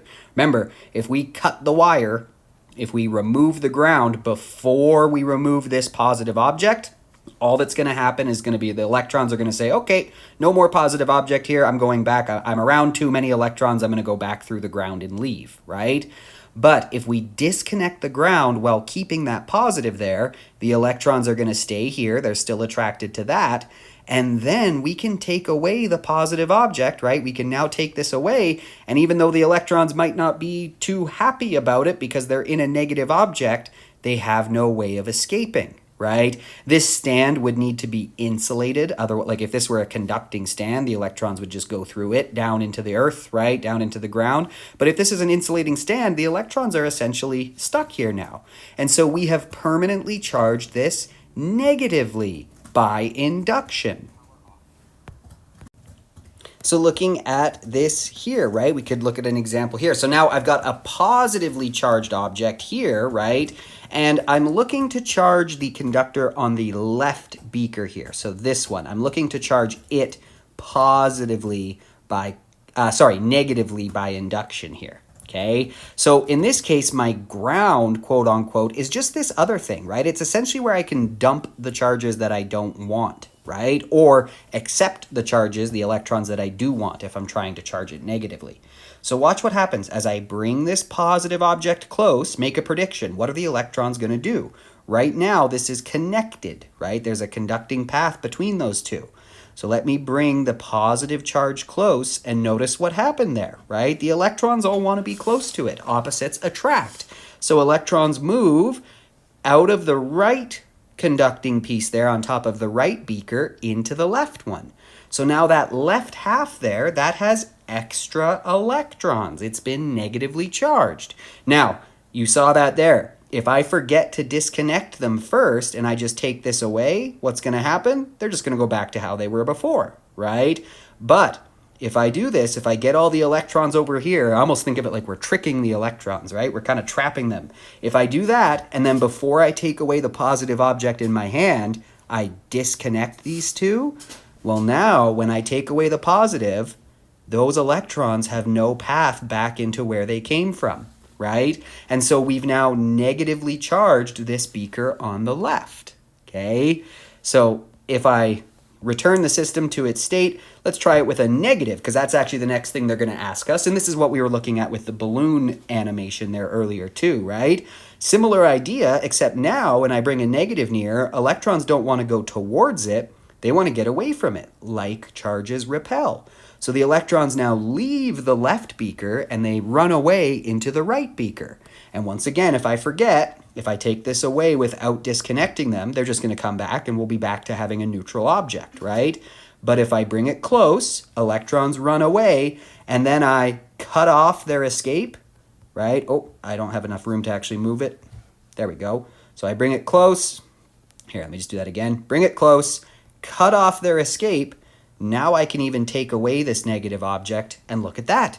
That left one just lost some electrons, so it has less electrons than protons. We've positively charged this. It's got more protons than electrons, right? And that is charging by induction. So then let's see if we can put those ideas together for this here. So it's talking about how in the previous diagram they showed us how to permanently charge something negatively, right, by getting more electrons to come in with a positive rod. Now they want us to label these diagrams to show how to permanently charge an object positively by induction. Okay, so let's think about that. How could we charge this positively? First of all, right, ask yourself, what do we need to make the electrons in here do? Right? Do we want more of them to come in, or do we want the negative electrons to leave in order to make this positive? We want them to leave, right? To lose negatives to become positive. So that leads us to our next question. What would need to be the charge on this to make the negatives leave? Well, it would need to be negative, right? We would need this rod to be negatively charged. And that would make the electrons in here want to get away from it, right? Like charges repel. So to get the negative electrons to repel, we need to bring a negative rod nearby. And so that would happen here. We'd have what's called charge separation by induction, right? We've seen this a few times. So again, overall, this is still neutral right now, but the negatives would migrate over here, or at least more of them would be over here than over here, right? Once we connect the ground, then what's going to happen? Well, those negatives are actually going to be able to leave, right? They have a conducting pathway out of there. So they're going to take the path out of the object, right? And again, think about it. We're getting there. We wanted to charge this positively. We're now getting electrons to leave it. So we're getting the negatives to leave, or at least some of them, right? And so what do we have to do next? If we want it to stay this way, if we want it to stay positively charged by induction, we first need to cut that wire, right? Remove the ground. Because that way, you can see that's what's happened here. We've removed the ground, right? What are we going to be left with in here? Well, we're going to have more positives than negatives, right? Again, it's not that there's no negatives left in here. It's not like this would be purely protons or anything, okay? But it would have more positives than negatives, leaving it overall positively charged. And since we've removed that ground, we can now take away the negative object. I guess it's still there, so I should really draw it like this.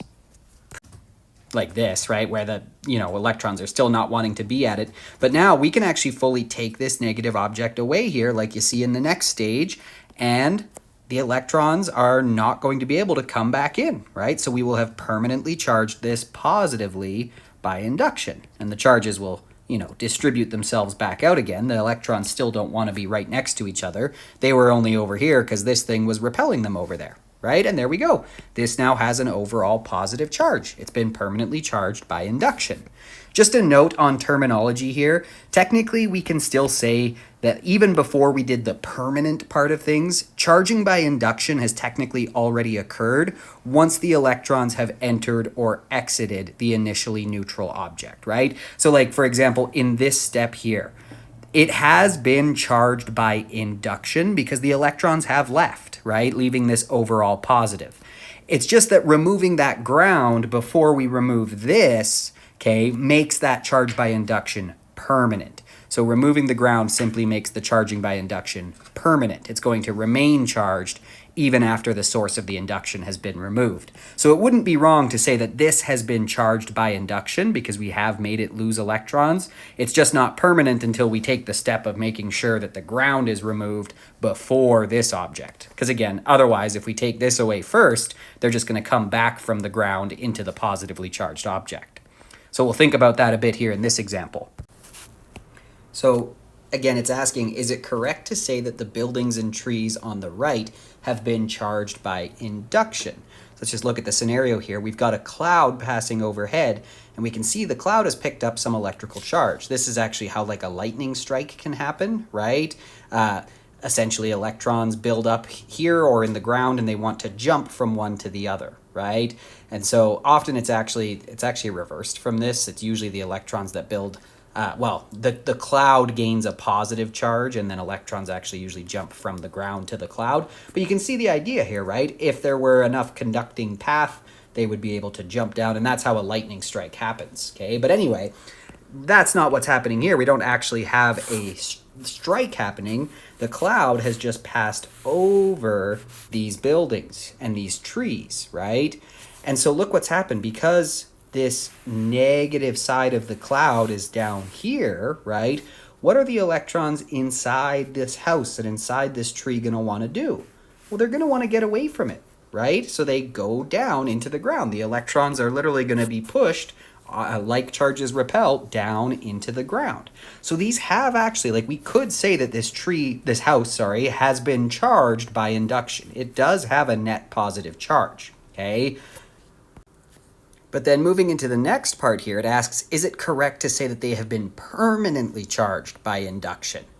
Well, no, right? Because what's going to happen once this cloud moves on, right? These are not going to be disconnected from their ground unless you picked the house up in the meantime, right? So what's going to happen is once the cloud moves overhead and continues on its way, the electrons that sort of retreated into the ground are just going to come back up into the, temporarily positive, the house that was positive for a little bit. They're just going to come back in, fill back in, and the house goes back to being electrically neutral, right? Again, if there was enough, how a lightning strike can happen is there's enough air and conductive stuff in the air that it actually becomes, believe it or not, it becomes charging by conduction. It takes a pathway. It might not look like they're touching, but in a sense they are if you think of them as being connected by air molecules and ions in the air. That's how a lightning strike can happen. But that's not what's happening here. There's not a strike, right? They're not in contact. The cloud is overhead, so the electrons do leave, but once this cloud moves on, they're just going to come back in because these are all still connected to the ground where their electrons ran into. So is it correct to say they've been permanently charged by induction? No. And that's why they always say, right, if you're outside and it's kind of stormy and your hair starts to stand up, you should hit the ground immediately, or even better, hit the ground and then get inside, right? Because what that means is there's a charged cloud overhead and it's repelled or attracted the electrons in your body, right? So they're kind of pooling in your body. There's an overload of them coming up from the ground or going into the ground, and that's causing your hairs to all be charged. Since they're all charged, they repel each other. They'd all have the same charge, and that's why your hair is getting away from each other, right? It's standing up and going all frizzy. So, safety tip, right? If you're ever outside in a storm and your hair starts to stand up, hit the ground, or even better, get inside as quick as you can. All right, so this example here just is addressing the idea. Sometimes students, they see induction, they say, okay, got it. There's a wire connected and the electrons can come and go through the wire until we disconnect it. But just be careful. It doesn't always have to be a wire, right? I mean, as we saw in that one simulation, you could just use another piece of conducting material, okay? So this is just thrown in to remind you that it doesn't always have to be a wire, specifically, right? Just because there's no wire attached, don't rule out that we might be using charging by induction. You've got to think about the process and whether that's induction, conduction, or friction, okay? Remember, the ground is simply something capable of supplying or accepting the electrons as required. It's not always just a wire. So we could just draw a couple diagrams here to think about it, right? Like in that one simulation we did, it was just another one of the same object that we were kind of going to dump the electrons into, or let the electrons be dumped from, right? In this case, we're bringing a negatively charged rod near, so the negatives are going to want to get away and go into the other object. So it might look like something like this, right? Maybe it's just another one of these insulated stands, and the electrons come into here from that one, right? And there we go. If we remove those, if we stop them so they're not in contact before we take this away, we would have charged this one positively by induction. As a bonus, we also would have charged this one negatively by induction, right? That might not have been our goal if we had this set up, but we would do it, okay? Or another case, one that's often seen, okay, I used to do this when I had the right materials, right? You could even be the ground, right? So in this case, this is our ground. It's just the thing that's accepting the electrons we're trying to get rid of, or donating the electrons we're trying to add, okay? But you could even be the ground. So it could just be someone's body. Oh boy, that's kind of a scary looking hand, but right, that's the idea. Electrons would have a path into you, right? And they could leave through your hand. And there we go, we're still achieving the same result. We brought the negative near, electrons are able to leave. If you remember to take your finger off before you remove this negative rod, you will have charged this positively by induction, just like before. So this is, again, just a heads up that it's not always just a wire that's acting as the ground. Could be any object that we're kind of dumping the extra electrons we're trying to get rid of into, or pulling the extra electrons we want to add from. So let's see if we can kind of test ourselves a little bit here. So it asks us which process, right, out of charging things by conduction or charging by contact, right, or charging by friction or by charging by induction would we use if we wanted to give a neutral object a positive charge and we have a negative object, right? We have a negatively charged object, we want to use it to give something a positive charge. So if we think about it, would conduction or contact work? No, because we know if we have a negative object and we touch it to a neutral object, they're going to meet in the middle, right? Electrons will flow from the negative one into the one that was neutral, and they'll both end up negative, right? So that wouldn't work. Friction? Not necessarily, right? Not really, because if we have a negative object and we rub it on the other one, I mean, first of all, they're kind of in contact, so we'd have that problem that we just talked about. But also, we don't necessarily know like which one is higher on the triboelectric series. We wouldn't really end up with, we might not necessarily end up with what we wanted, right? So that leaves induction, but that actually makes a lot of sense to give a neutral object a positive charge and we have a negative one, right? Well, what is our negative one good for in terms of the electrons in the neutral one? It would be good at repelling them. So we could use induction, we could take our negative object, use it to push electrons out of our neutral object, and if we push electrons out of this, it's going to be left with a positive charge, right? If we push some negatives out of this into the ground, we leave behind an overall positive charge. So I think induction will work, right? Induction. So use the negative to push electrons out, right? Push those negatives out, leaving it more positive. Okay, let's look at B here. To give a neutral object a negative charge if you had a negative object. So we have a negative object, we want to use it to make a neutral object negative. So how could we do that? Well, hey, we kind of talked about that in A, right? If it's neutral, so its charge is 0 coulombs, and we have a negative object, right? Let's just, to say a number, let's say it has a charge of -1 coulombs. Well, when we touch them, electrons will transfer from the negative object into the neutral one, right? They want to get away from the excess negatives they're around right now. So they'll head into the neutral one, making it more negative until they meet in the middle, and there's no reason for them to transfer over anymore because they both have the same charge, right? So using the numbers we said, if this started out with a charge of 0 coulombs, this one had -1 coulombs, they would transfer until both objects had a charge of -0.5 coulombs. So we know that in charging by conduction, they always end up with identical charges. So if you've got a -1 and you've got a neutral one and you want to turn this one negative, we'll just touch them and they'll both end up negative. All right, so just wrote out a little summary there of what we said, okay?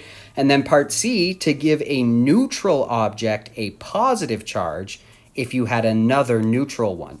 So now you've got two neutral objects. You want to make one of them charged. How are you going to do that? Right? Well, truth be told, you can't make just one of them charged, but there is a way to make them both charged, right? If we had two neutral objects, we can't really use induction. The neutral one is not going to repel any electrons in the neutral one, right? And vice versa, right? Or attract them for that matter. We can't really use conduction if they're both neutral, right? And they meet in the middle. Well, the middle of 0 and 0 is still 0, so you wouldn't give any charge that way. Plus, you can think about it. There's no reason for the electrons to transfer from one to the other if both are neutral. So what's our only option? And it makes sense. Our only option would be friction. We need to charge them by friction, rub them together, right? Now, there's a caveat there, because if we want to give this neutral object a positive charge, we're going to have to make sure we select it carefully, right? Select the other object that we rub on it carefully, right? We'd have to consult a triboelectric series. So say our object was, say it was silk, and we wanted to make it positive, we'd need to rub it on something that's going to steal electrons from it. So maybe brass, right? Maybe we've got a brass rod and a silk cloth. If we rub those together, since the brass has the tighter hold on the electrons, they'll, with kind of a bias, once we shake them up with that friction, they'll return to the brass instead of the silk,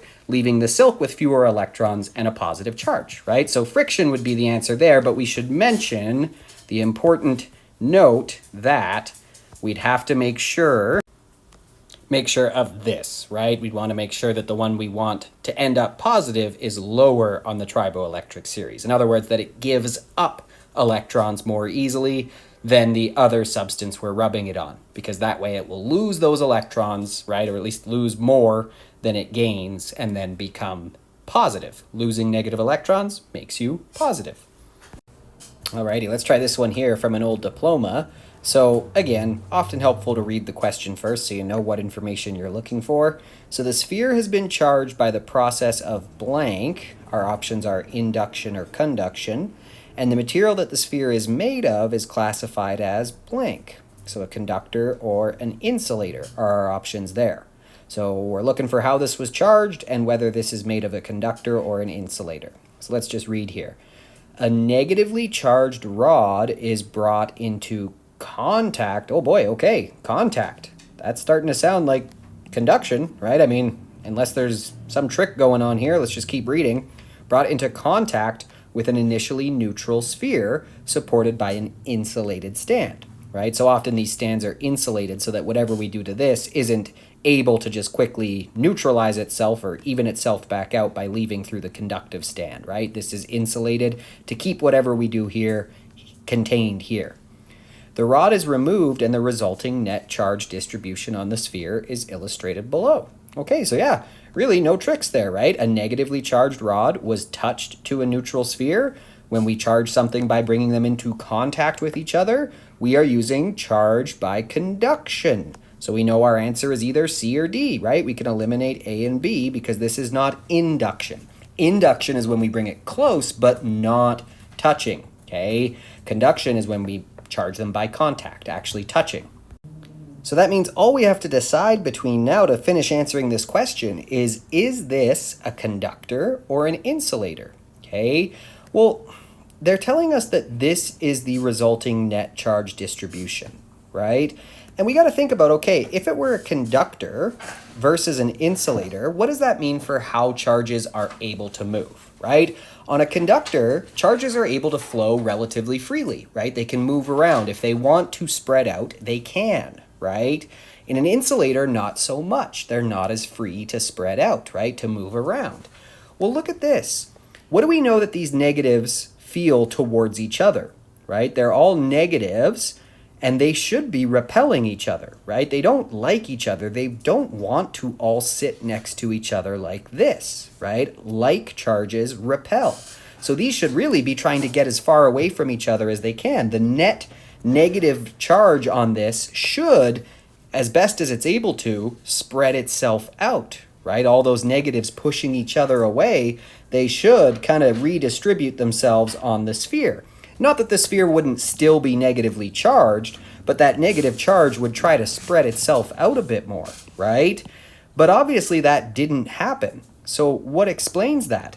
Well, they must just not be that free to move, right? It's the same idea as rubbing the balloon on your head. The negative charge builds up on the surface of the balloon and it doesn't spread out and transfer back into your hand just because it's on an insulator. It's actually not that free to move, right?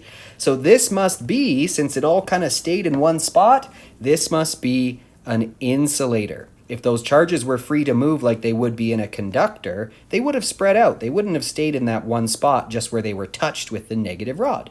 So it looks like our answer is D.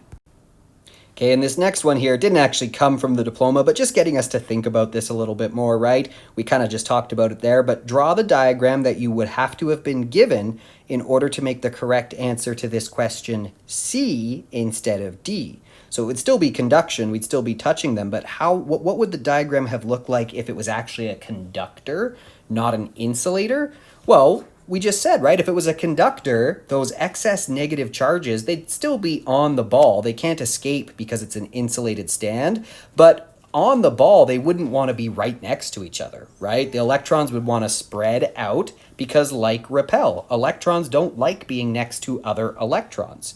So in order to show that, our diagram would have had to look more like something where the electrons were, spread out. Imagine being in a room full of people that you really don't want to be around. Where are you going to go? You're going to spread yourselves out in that room so you can be as far from each other as possible, right? They're going to repel each other and spread out as much as they can.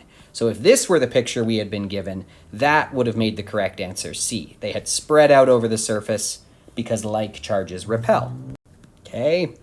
All right, now the last thing we're going to talk about here is just a tool that is used in physics, especially in electrostatics, something called an electroscope, right? Often that scope suffix indicates it's a tool used for measurement, right, or detecting something.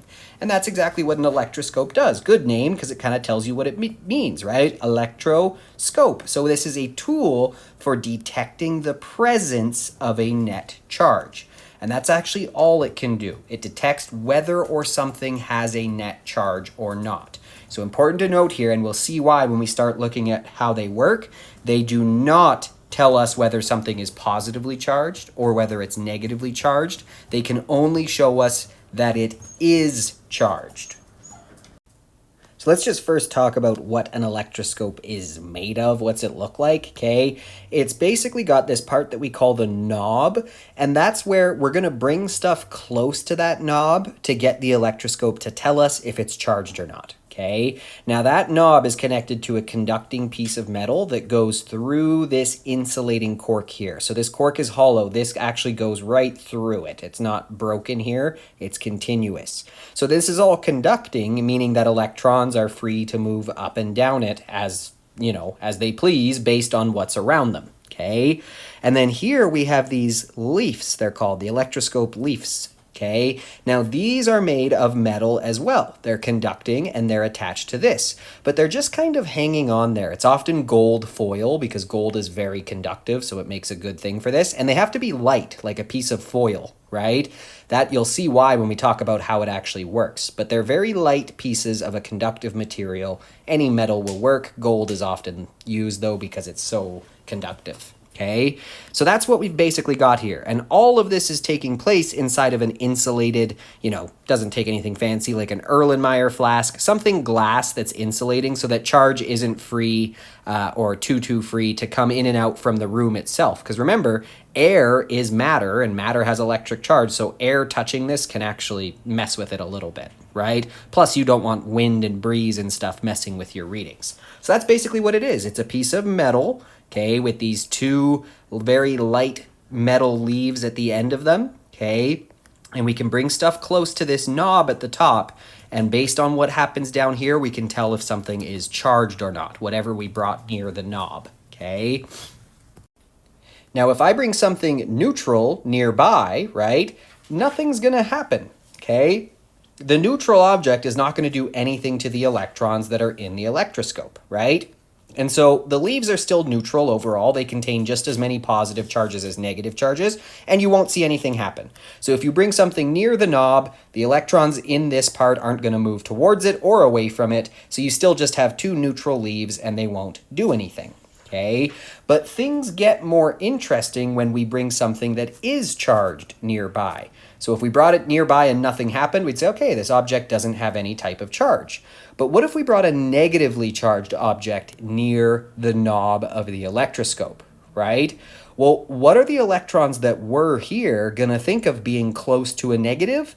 They're not going to like it. They're going to be repelled by this negative object because like charges repel, and they're going to head down this conducting metal into these conducting leaves. Now, this is where those leaves being very light comes in, right? Because if the electrons have all flooded down here, right, this is negatively charged now. It has extra electrons. But so is this leaf. It's negatively charged. It has extra electrons. So these two pieces that were hanging like this, they're next to each other and they're now both negative. Well, like charges repel. So the leaves of the electroscope push each other away, and that's how we know, okay, this has some type of charge, because the leaves have now had an induced charge. This is induction because we're not going to touch them, right? If we touch it, we'll transfer and then the whole thing will be charged, right? Induction, we've brought it near but not touching, and the electroscope leaves have pushed away from each other. So this indicates that whatever object we've brought close to the knob of the electroscope does have an electric charge. Okay, now you'll notice I didn't say that we know this is negative, because remember, you can't see electrons, you can't see protons, right? You would just have some object, maybe you rubbed it on something, and you bring it close, and now you see the electroscope leaves diverge, spread out. So what you do know is that it has charge, but you don't know what type of charge, and I'll show you why. Because we actually get the same result if this object had been positive instead of negative. And that makes sense as well, because now think about it, right? There were electrons down here in the leaves. I mean, there still are going to be, but there were even numbers of electrons and protons down in the leaves before we brought anything along. Once we bring that positively charged object near the knob, well, this is conductive. So the electrons that were down here in the leaves, at least a lot of them, right? They're going to say, ooh, there's a positive up there, and this is conductive. So they are free to be attracted up there, right? Opposites attract. So the negative electrons are going to say, I'm going to get closer to that positive. They're going to be pulled up there by the electrostatic forces. Now, what does that leave behind down here? It leaves more positives than negatives. So now the leaves are both positively charged, and like charges repel. So you've got this positive leaf and this positive leaf. They're going to repel each other. They're going to push each other away. So notice we get the same result if we bring a negatively charged object nearby or if we bring a positively charged object nearby. The leaves will spread out. So notice just doing this test on its own is not enough to figure out, was this object negatively or positively charged, right? Or was this one negatively or positively charged, right? Again, you can't see the electrons. What it is enough to tell us is that it does have a charge, right? If we see the leaves spread out, it had a charge. We just don't know if it's positive or negative. We could figure it out with some more tests. We'll explore that in another section here, okay? But again, that's the idea. That's what an electroscope does. And it just works by either attracting electrons up out of the leaves and making them positive, right? That's this case here. Or repelling the electrons down into the leaves and making them spread apart, right? Making the electrons negative, or the leaves negative. And that's this case here. So all it can show us is if the object does have a charge. Again, not what type, just if it has a net charge or not. So taking a look at this in action, right? Again, you would not be able to actually see the negatives, but you can see the leaves diverge. So here's what happens if we bring a negative charge nearby. the electrons say, ooh, I'm repelled away. I'm going to go down as far as I can get away from that. And they go into the leaves. Now notice the leaves are both negative and like charges repel. So the leaves push each other away, right? If we take it away, it goes back to that because the electrons would spread back out, right? They're not going to hang out down there with a bunch of extra negatives. They're just down there right now because there's this negative rod repelling them down there, right? But if we take it away, it goes back to normal, okay? So they go down there, the leaves both become negatively charged and repel each other. If I do it with a positive rod, right, notice the leaves also spread out, but this time it's because the negatives moved from the leaves up to the knob there, leaving the leaves both positively charged. So they're still repelling each other, but now it's because they're both positive and like repel. Versus when it was negative and the electrons went down to the leaves and they're both negative, so like repel there, okay? Just as a, connecting this back to charging by induction, this is a demo I used to always do, right? You can touch this here, right? And maybe bring a negative rod nearby, right? The electrons flow into your hand. And then if you remember to disconnect the ground, in that case, the ground would be you, and then take this away, you can actually permanently charge the electroscope, right? Because we stole some of its electrons. So now no matter what, they're going to spread themselves back out, but those leaves are going to be slightly positive and repel each other, right? We could return it to its original position by reconnecting the ground and letting it accept as many electrons as it needs to become neutral again, right? Or vice versa, we could bring this nearby, let the electrons flow in from our hand because they're attracted to that positive, and then if we remove this, so now again, those electrons are going to redistribute themselves the best they can, but there's no way around it. There's now more electrons than protons, so this thing is permanently positively charged. Again, how could we fix it? Make it neutral again? Well, we could touch it and let those excess electrons escape. Cool, right? Okay, so at this point, I would actually really recommend just stopping the video lesson and doing this part independently. Okay, if you get really stuck, you could come back and see maybe how I do it, because I will just run through for that purpose mainly, for if a student got really stuck and they just wanted to see how I approached it, okay? But I think you're going to get a lot more out of this by going to this link here or using your device to scan this QR code. That's probably easier than typing this in, okay? And going and trying it out. What it's going to bring you to is a simulation. It's slightly different than the one I was using there, okay? Because it's going to get you to think more about the charges. It doesn't actually show, the negatives moving and all that stuff, but it's just a bunch of different scenarios, okay? And it just wants you to go through and work through it, and you can see in action, right? It'll help you kind of get a feeling for what's going on with the charges and why certain things would happen. It'll look at more complicated situations than the ones we just looked at. For example, it'll look at ones where you give the electroscope a charge and then you bring another charged object nearby, right? And if you use that to kind of think about, oh, what would be happening to the electrons there, right? Then you can get a grasp on what's going on there. So like I said, I would stop the video even, right? There won't be anything after this. This is the last thing for the lesson. And go try this investigation on your own. But like I said, I will work through mainly just for the situation where you're like, oh, I'm not sure about this one. I kind of want to see how Mr. Maxwell did it. Then that's okay. I'll make the video for that purpose, okay? So I will work through these using the simulation there. But like I said, go try it on your own. Okay, so for this first scenario here, a negative rod that's brought near but not touching the knob of a neutral electroscope. Okay, so let's head to the simulation and see if we can try it out. Although before, right, it's a neutral electroscope, so we can already kind of think about some stuff, right? It's neutral, so the leaves are just going to be hanging straight down like that, right? The charge distribution, it's going to have evenly distributed positive and negatives. It is a neutral electroscope after all, right? So there should be equal numbers of positives and negatives, right? Same goes for up on the knob. It's just made of atoms, right? Atoms are neutral. They've got as many protons as neutrons, so they're fairly evenly distributed in a neutral sort of way. Okay, let's now try going and bringing a negative rod near but not touching the knob. All right, and we could actually kind of predict, we already know how this is going to go, right? This is one of the situations we talked about.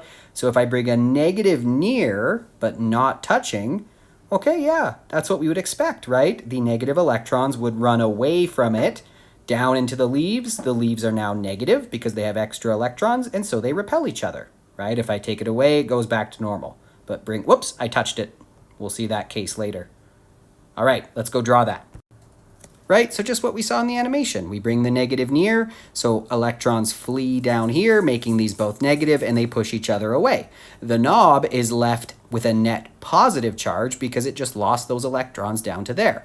Again, folks, important to recognize, it's not like there's no electrons up here and it's all protons, right? We're not drawing just all of the charges that are up here. We're just saying the net charge, right? So there definitely still are electrons up here. There's just fewer compared to the protons because they've flowed down here. And similarly, it's not like it's only electrons down here. There's definitely still protons down here, right? These are all still made of atoms. It's just that there's more electrons than protons because they've flowed down there. All right, and like we saw after, what's it look like? Well, it returns to exactly how it was before. We didn't touch it. We didn't do any charge by induction with our hands, so it just goes back to its regular state. Okay, on to the next one. And you could even try to predict this without using the simulation and then check in the simulation, right? A positive rod brought near but not touching the knob of a neutral electroscope. Okay, so before we do that, again, it's neutral, so it's going to look the same as this. And now when we bring the positive nearby, the electrons that were down in the leaves are going to want to come up to it, right? So we have more electrons on the knob than protons, making it overall negatively charged. Meanwhile, the leaves just lost some electrons up to the knob, so they have a net positive charge. Both positive, like repel, so we see the leaves diverge and spread out a bit. They're repelling each other, okay? So we saw the leaves diverge, and they're left with a positive charge. Sorry, I'm using the reverse color quoting of the simulation there. That's a bit confusing, right? And the electrons, because this rod was positively charged, the electrons did this. They came up to the knob, right? They wanted to get closer to it, leaving us with a net negative charge up on the knob. Okay, again, it's not all negatives up here. It's just overall negative because there should be more electrons compared to protons up here. All right, and then what did we see after? Well, we didn't touch it. We didn't do any induction stuff, so it went right back to its initial state.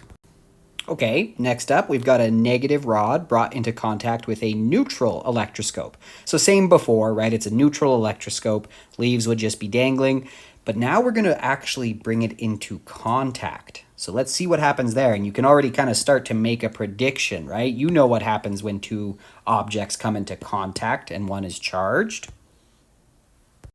So here we go. I'm going to bring the negative close, and then I'm actually going to touch them. Oh, okay. Well, look what happens when those come into contact, right? We've now charged the electroscope by conduction. Let's think about what was happening there. I brought the negative in, I touched it, right? And now electrons have transferred from the negative rod into the electroscope, okay? And so what's interesting is now if I put the rod back, the leaves on the electroscope are still diverging. They're still repelling each other. Well, that makes a lot of sense when you think about it here, right? Because those electrons actually transferred. The electroscope now has extra electrons that it's not getting rid of unless we were to touch it or ground it, right? So no matter what, there's extra electrons in that electroscope. If they spread out, great, they can spread out all they want, but there's still a negative net charge. There's more electrons than protons. So no matter what, those leaves are now going to be repelling each other until we do something to, touch the electroscope and neutralize it. Okay, so now it stays charged like this. We've permanently charged it by conduction with contact. So while they were actually in contact, what was happening? Well, electrons from the negative rod were transferring into, right, to equalize their charges, were transferring into the electroscope, right? They were actually going into the electroscope. And so this ended up overall, everywhere ended up a little more negative, right? Again, it still had positives, but it was gaining these negatives, right? Gaining these negatives. And then since we actually touched them and we really did give extra electrons to the electroscope, it's not like this situation where we just temporarily pushed them down to the leaves or pulled them up from the leaves. We actually transferred more electrons into it, right? So when we took away the negative rod, this thing was negatively charged now. Right? Again, it still has positives. I don't want you to think it's entirely negatives, but we gave it an overall negative charge that would be distributed throughout the electroscope. You could still draw in the positives too if you want. Just make sure that there's more negatives than positives. All right, so now we want to do a positive rod brought near but not touching a negatively charged electroscope knob. So now we're not letting this be neutral to start with. We're actually going to start with an electroscope that's like the one we left with in the previous example. It's already starting having been charged. And we're going to bring a positive close to it. Let's see what happens. Make your predictions. Okay, so first I've got to get this thing negatively charged. We know we can do that by touching it with something negative. Let me get I'm going to touch it a couple times and get a lot of extra electrons in there. Okay, now we're going to actually do this one. Let's bring a positive nearby but not touching. Whoa, look at that. The leaves actually partially converged. They actually got closer together there. Let me give you a second. Pause. Think about what the electrons are doing and see if that makes sense to you. Okay? And then I'll show you in a second. So this simulation here that actually shows the charges moving might reveal it a bit better if you had a tough time thinking about that. Okay, look, so here's the same situation. A negatively charged electroscope, right? It's got more electrons than protons. If I bring the positively charged rod nearby, what are electrons going to want to do? They're going to want to come up towards it, right? And so those leaves down there that were very negative, well, they're going to lose some of that negative charge as it comes up to the knob. And so since they're less negatively charged, they repel each other less, right? We're essentially taking some of those negative electrons that are strongly repelling each other in the leaves and bringing them up to the knob so that the leaves can go a little bit closer together. They're not as strongly repelling each other. Okay, so just drawing that out, right? We saw the leaves partially converge.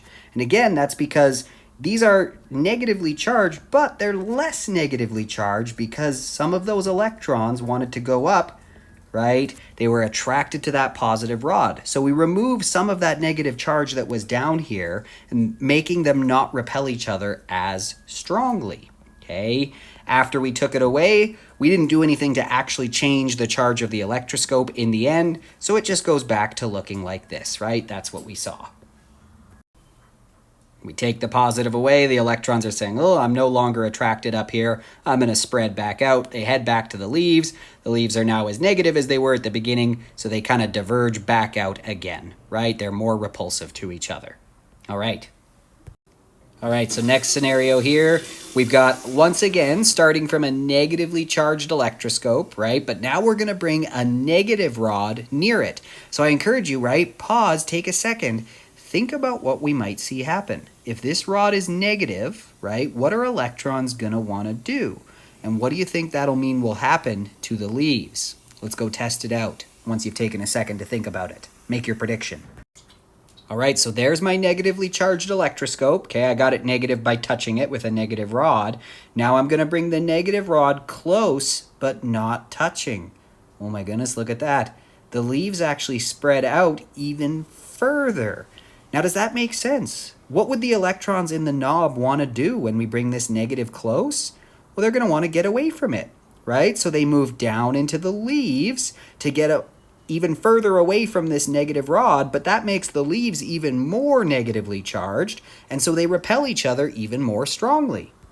So just to actually see the charge motion with the animation that actually shows the charge motion, right? Look, when I bring these negatives near, right, to the negatively charged electroscope, well, the ones in the knob want to get away, so they go down to the leaves, making the leaves even more negative, making them repel each other even more strongly, and diverge even more, pushing each other away even harder. So just showing that here, right, the negative rod pushes the electrons down into the leaves, makes them even more negative, making them repel each other even more, and so they diverge even further. All right, and then we didn't touch it, so once we move it away, it should go back to this. All right, so now we're going to run through a very similar scenario here, but except with a positive rod first being brought into contact, okay? So you can probably start to make your predictions here, right? It's initially neutral. What's going to happen if we touch a neutral object with a positive object? Let's go see. All right, so I'm going to bring the positive close. Leaves diverge as we would expect, but now I'm going to actually touch it. Aha! like we would predict, right, with charging by conduction, we end up with two objects with the same charge, right? The positive rod is positive now, and the electroscope has become positive. They've met in the middle. So what actually happened there? Well, always ask yourself, right, what would the electrons do? Well, they would want to get into this positive rod, right? So they would have transferred from the electroscope into that positive rod. Positive is very attractive to a negative electron. So they would transfer out of the electroscope into the rod. Now, what does that leave the electroscope? It just lost a bunch of negative electrons. Well, overall, now the electroscope is positive, right? So even once I bring this away, that doesn't change the fact that the electroscope now has fewer electrons than protons. So they'll spread out the best they can, those electrons, right? But at the end of the day, those leaves have more protons than electrons, so they're both positive, and therefore they repel each other. And so it stays like this. It stays diverging. Right, so just showing that here, the electrons leave the electroscope. This is conductive, so they are free to travel up, out the knob, and into the rod, leaving behind these positive leaves that repel each other. And since we actually touched them, those electrons are now gone when we take the rod away, right? And so this still has more protons than electrons, and it is still positively charged. So the leaves don't go back to rest because they're left behind being positive. Once again, right, there are still electrons in here. There's just fewer electrons than protons. So we often draw it that way to just show the net charge. All right. Now we're going to take a negative rod and bring it near, but not touching the knob of a positively charged electroscope. So we're starting from this situation. Let's try it out. But again, pause, make your predictions. Ask yourself, what would the electrons want to do, and what would that mean for the leaves of the electroscope?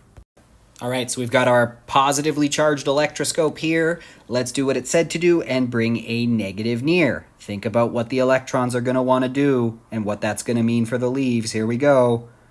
So they came together, right? If we had given it a bigger positive charge, they might not get all the way together, but they do come together a little bit, right?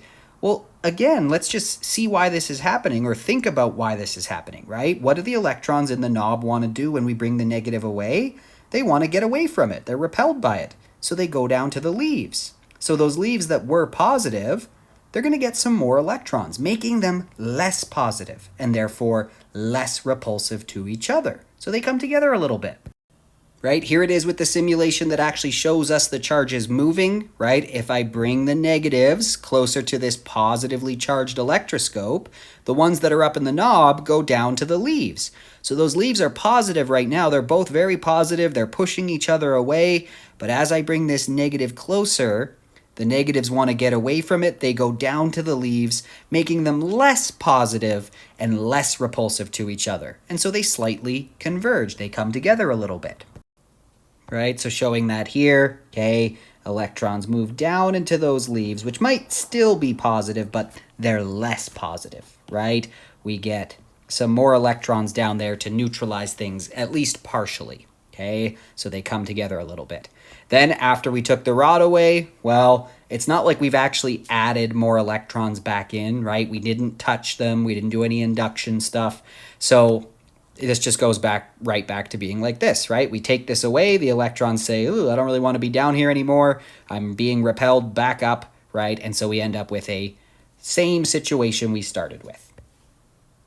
And because those leaves are back to being more positive, they diverge again. They're back to repelling each other just as much as they were in our initial stage here.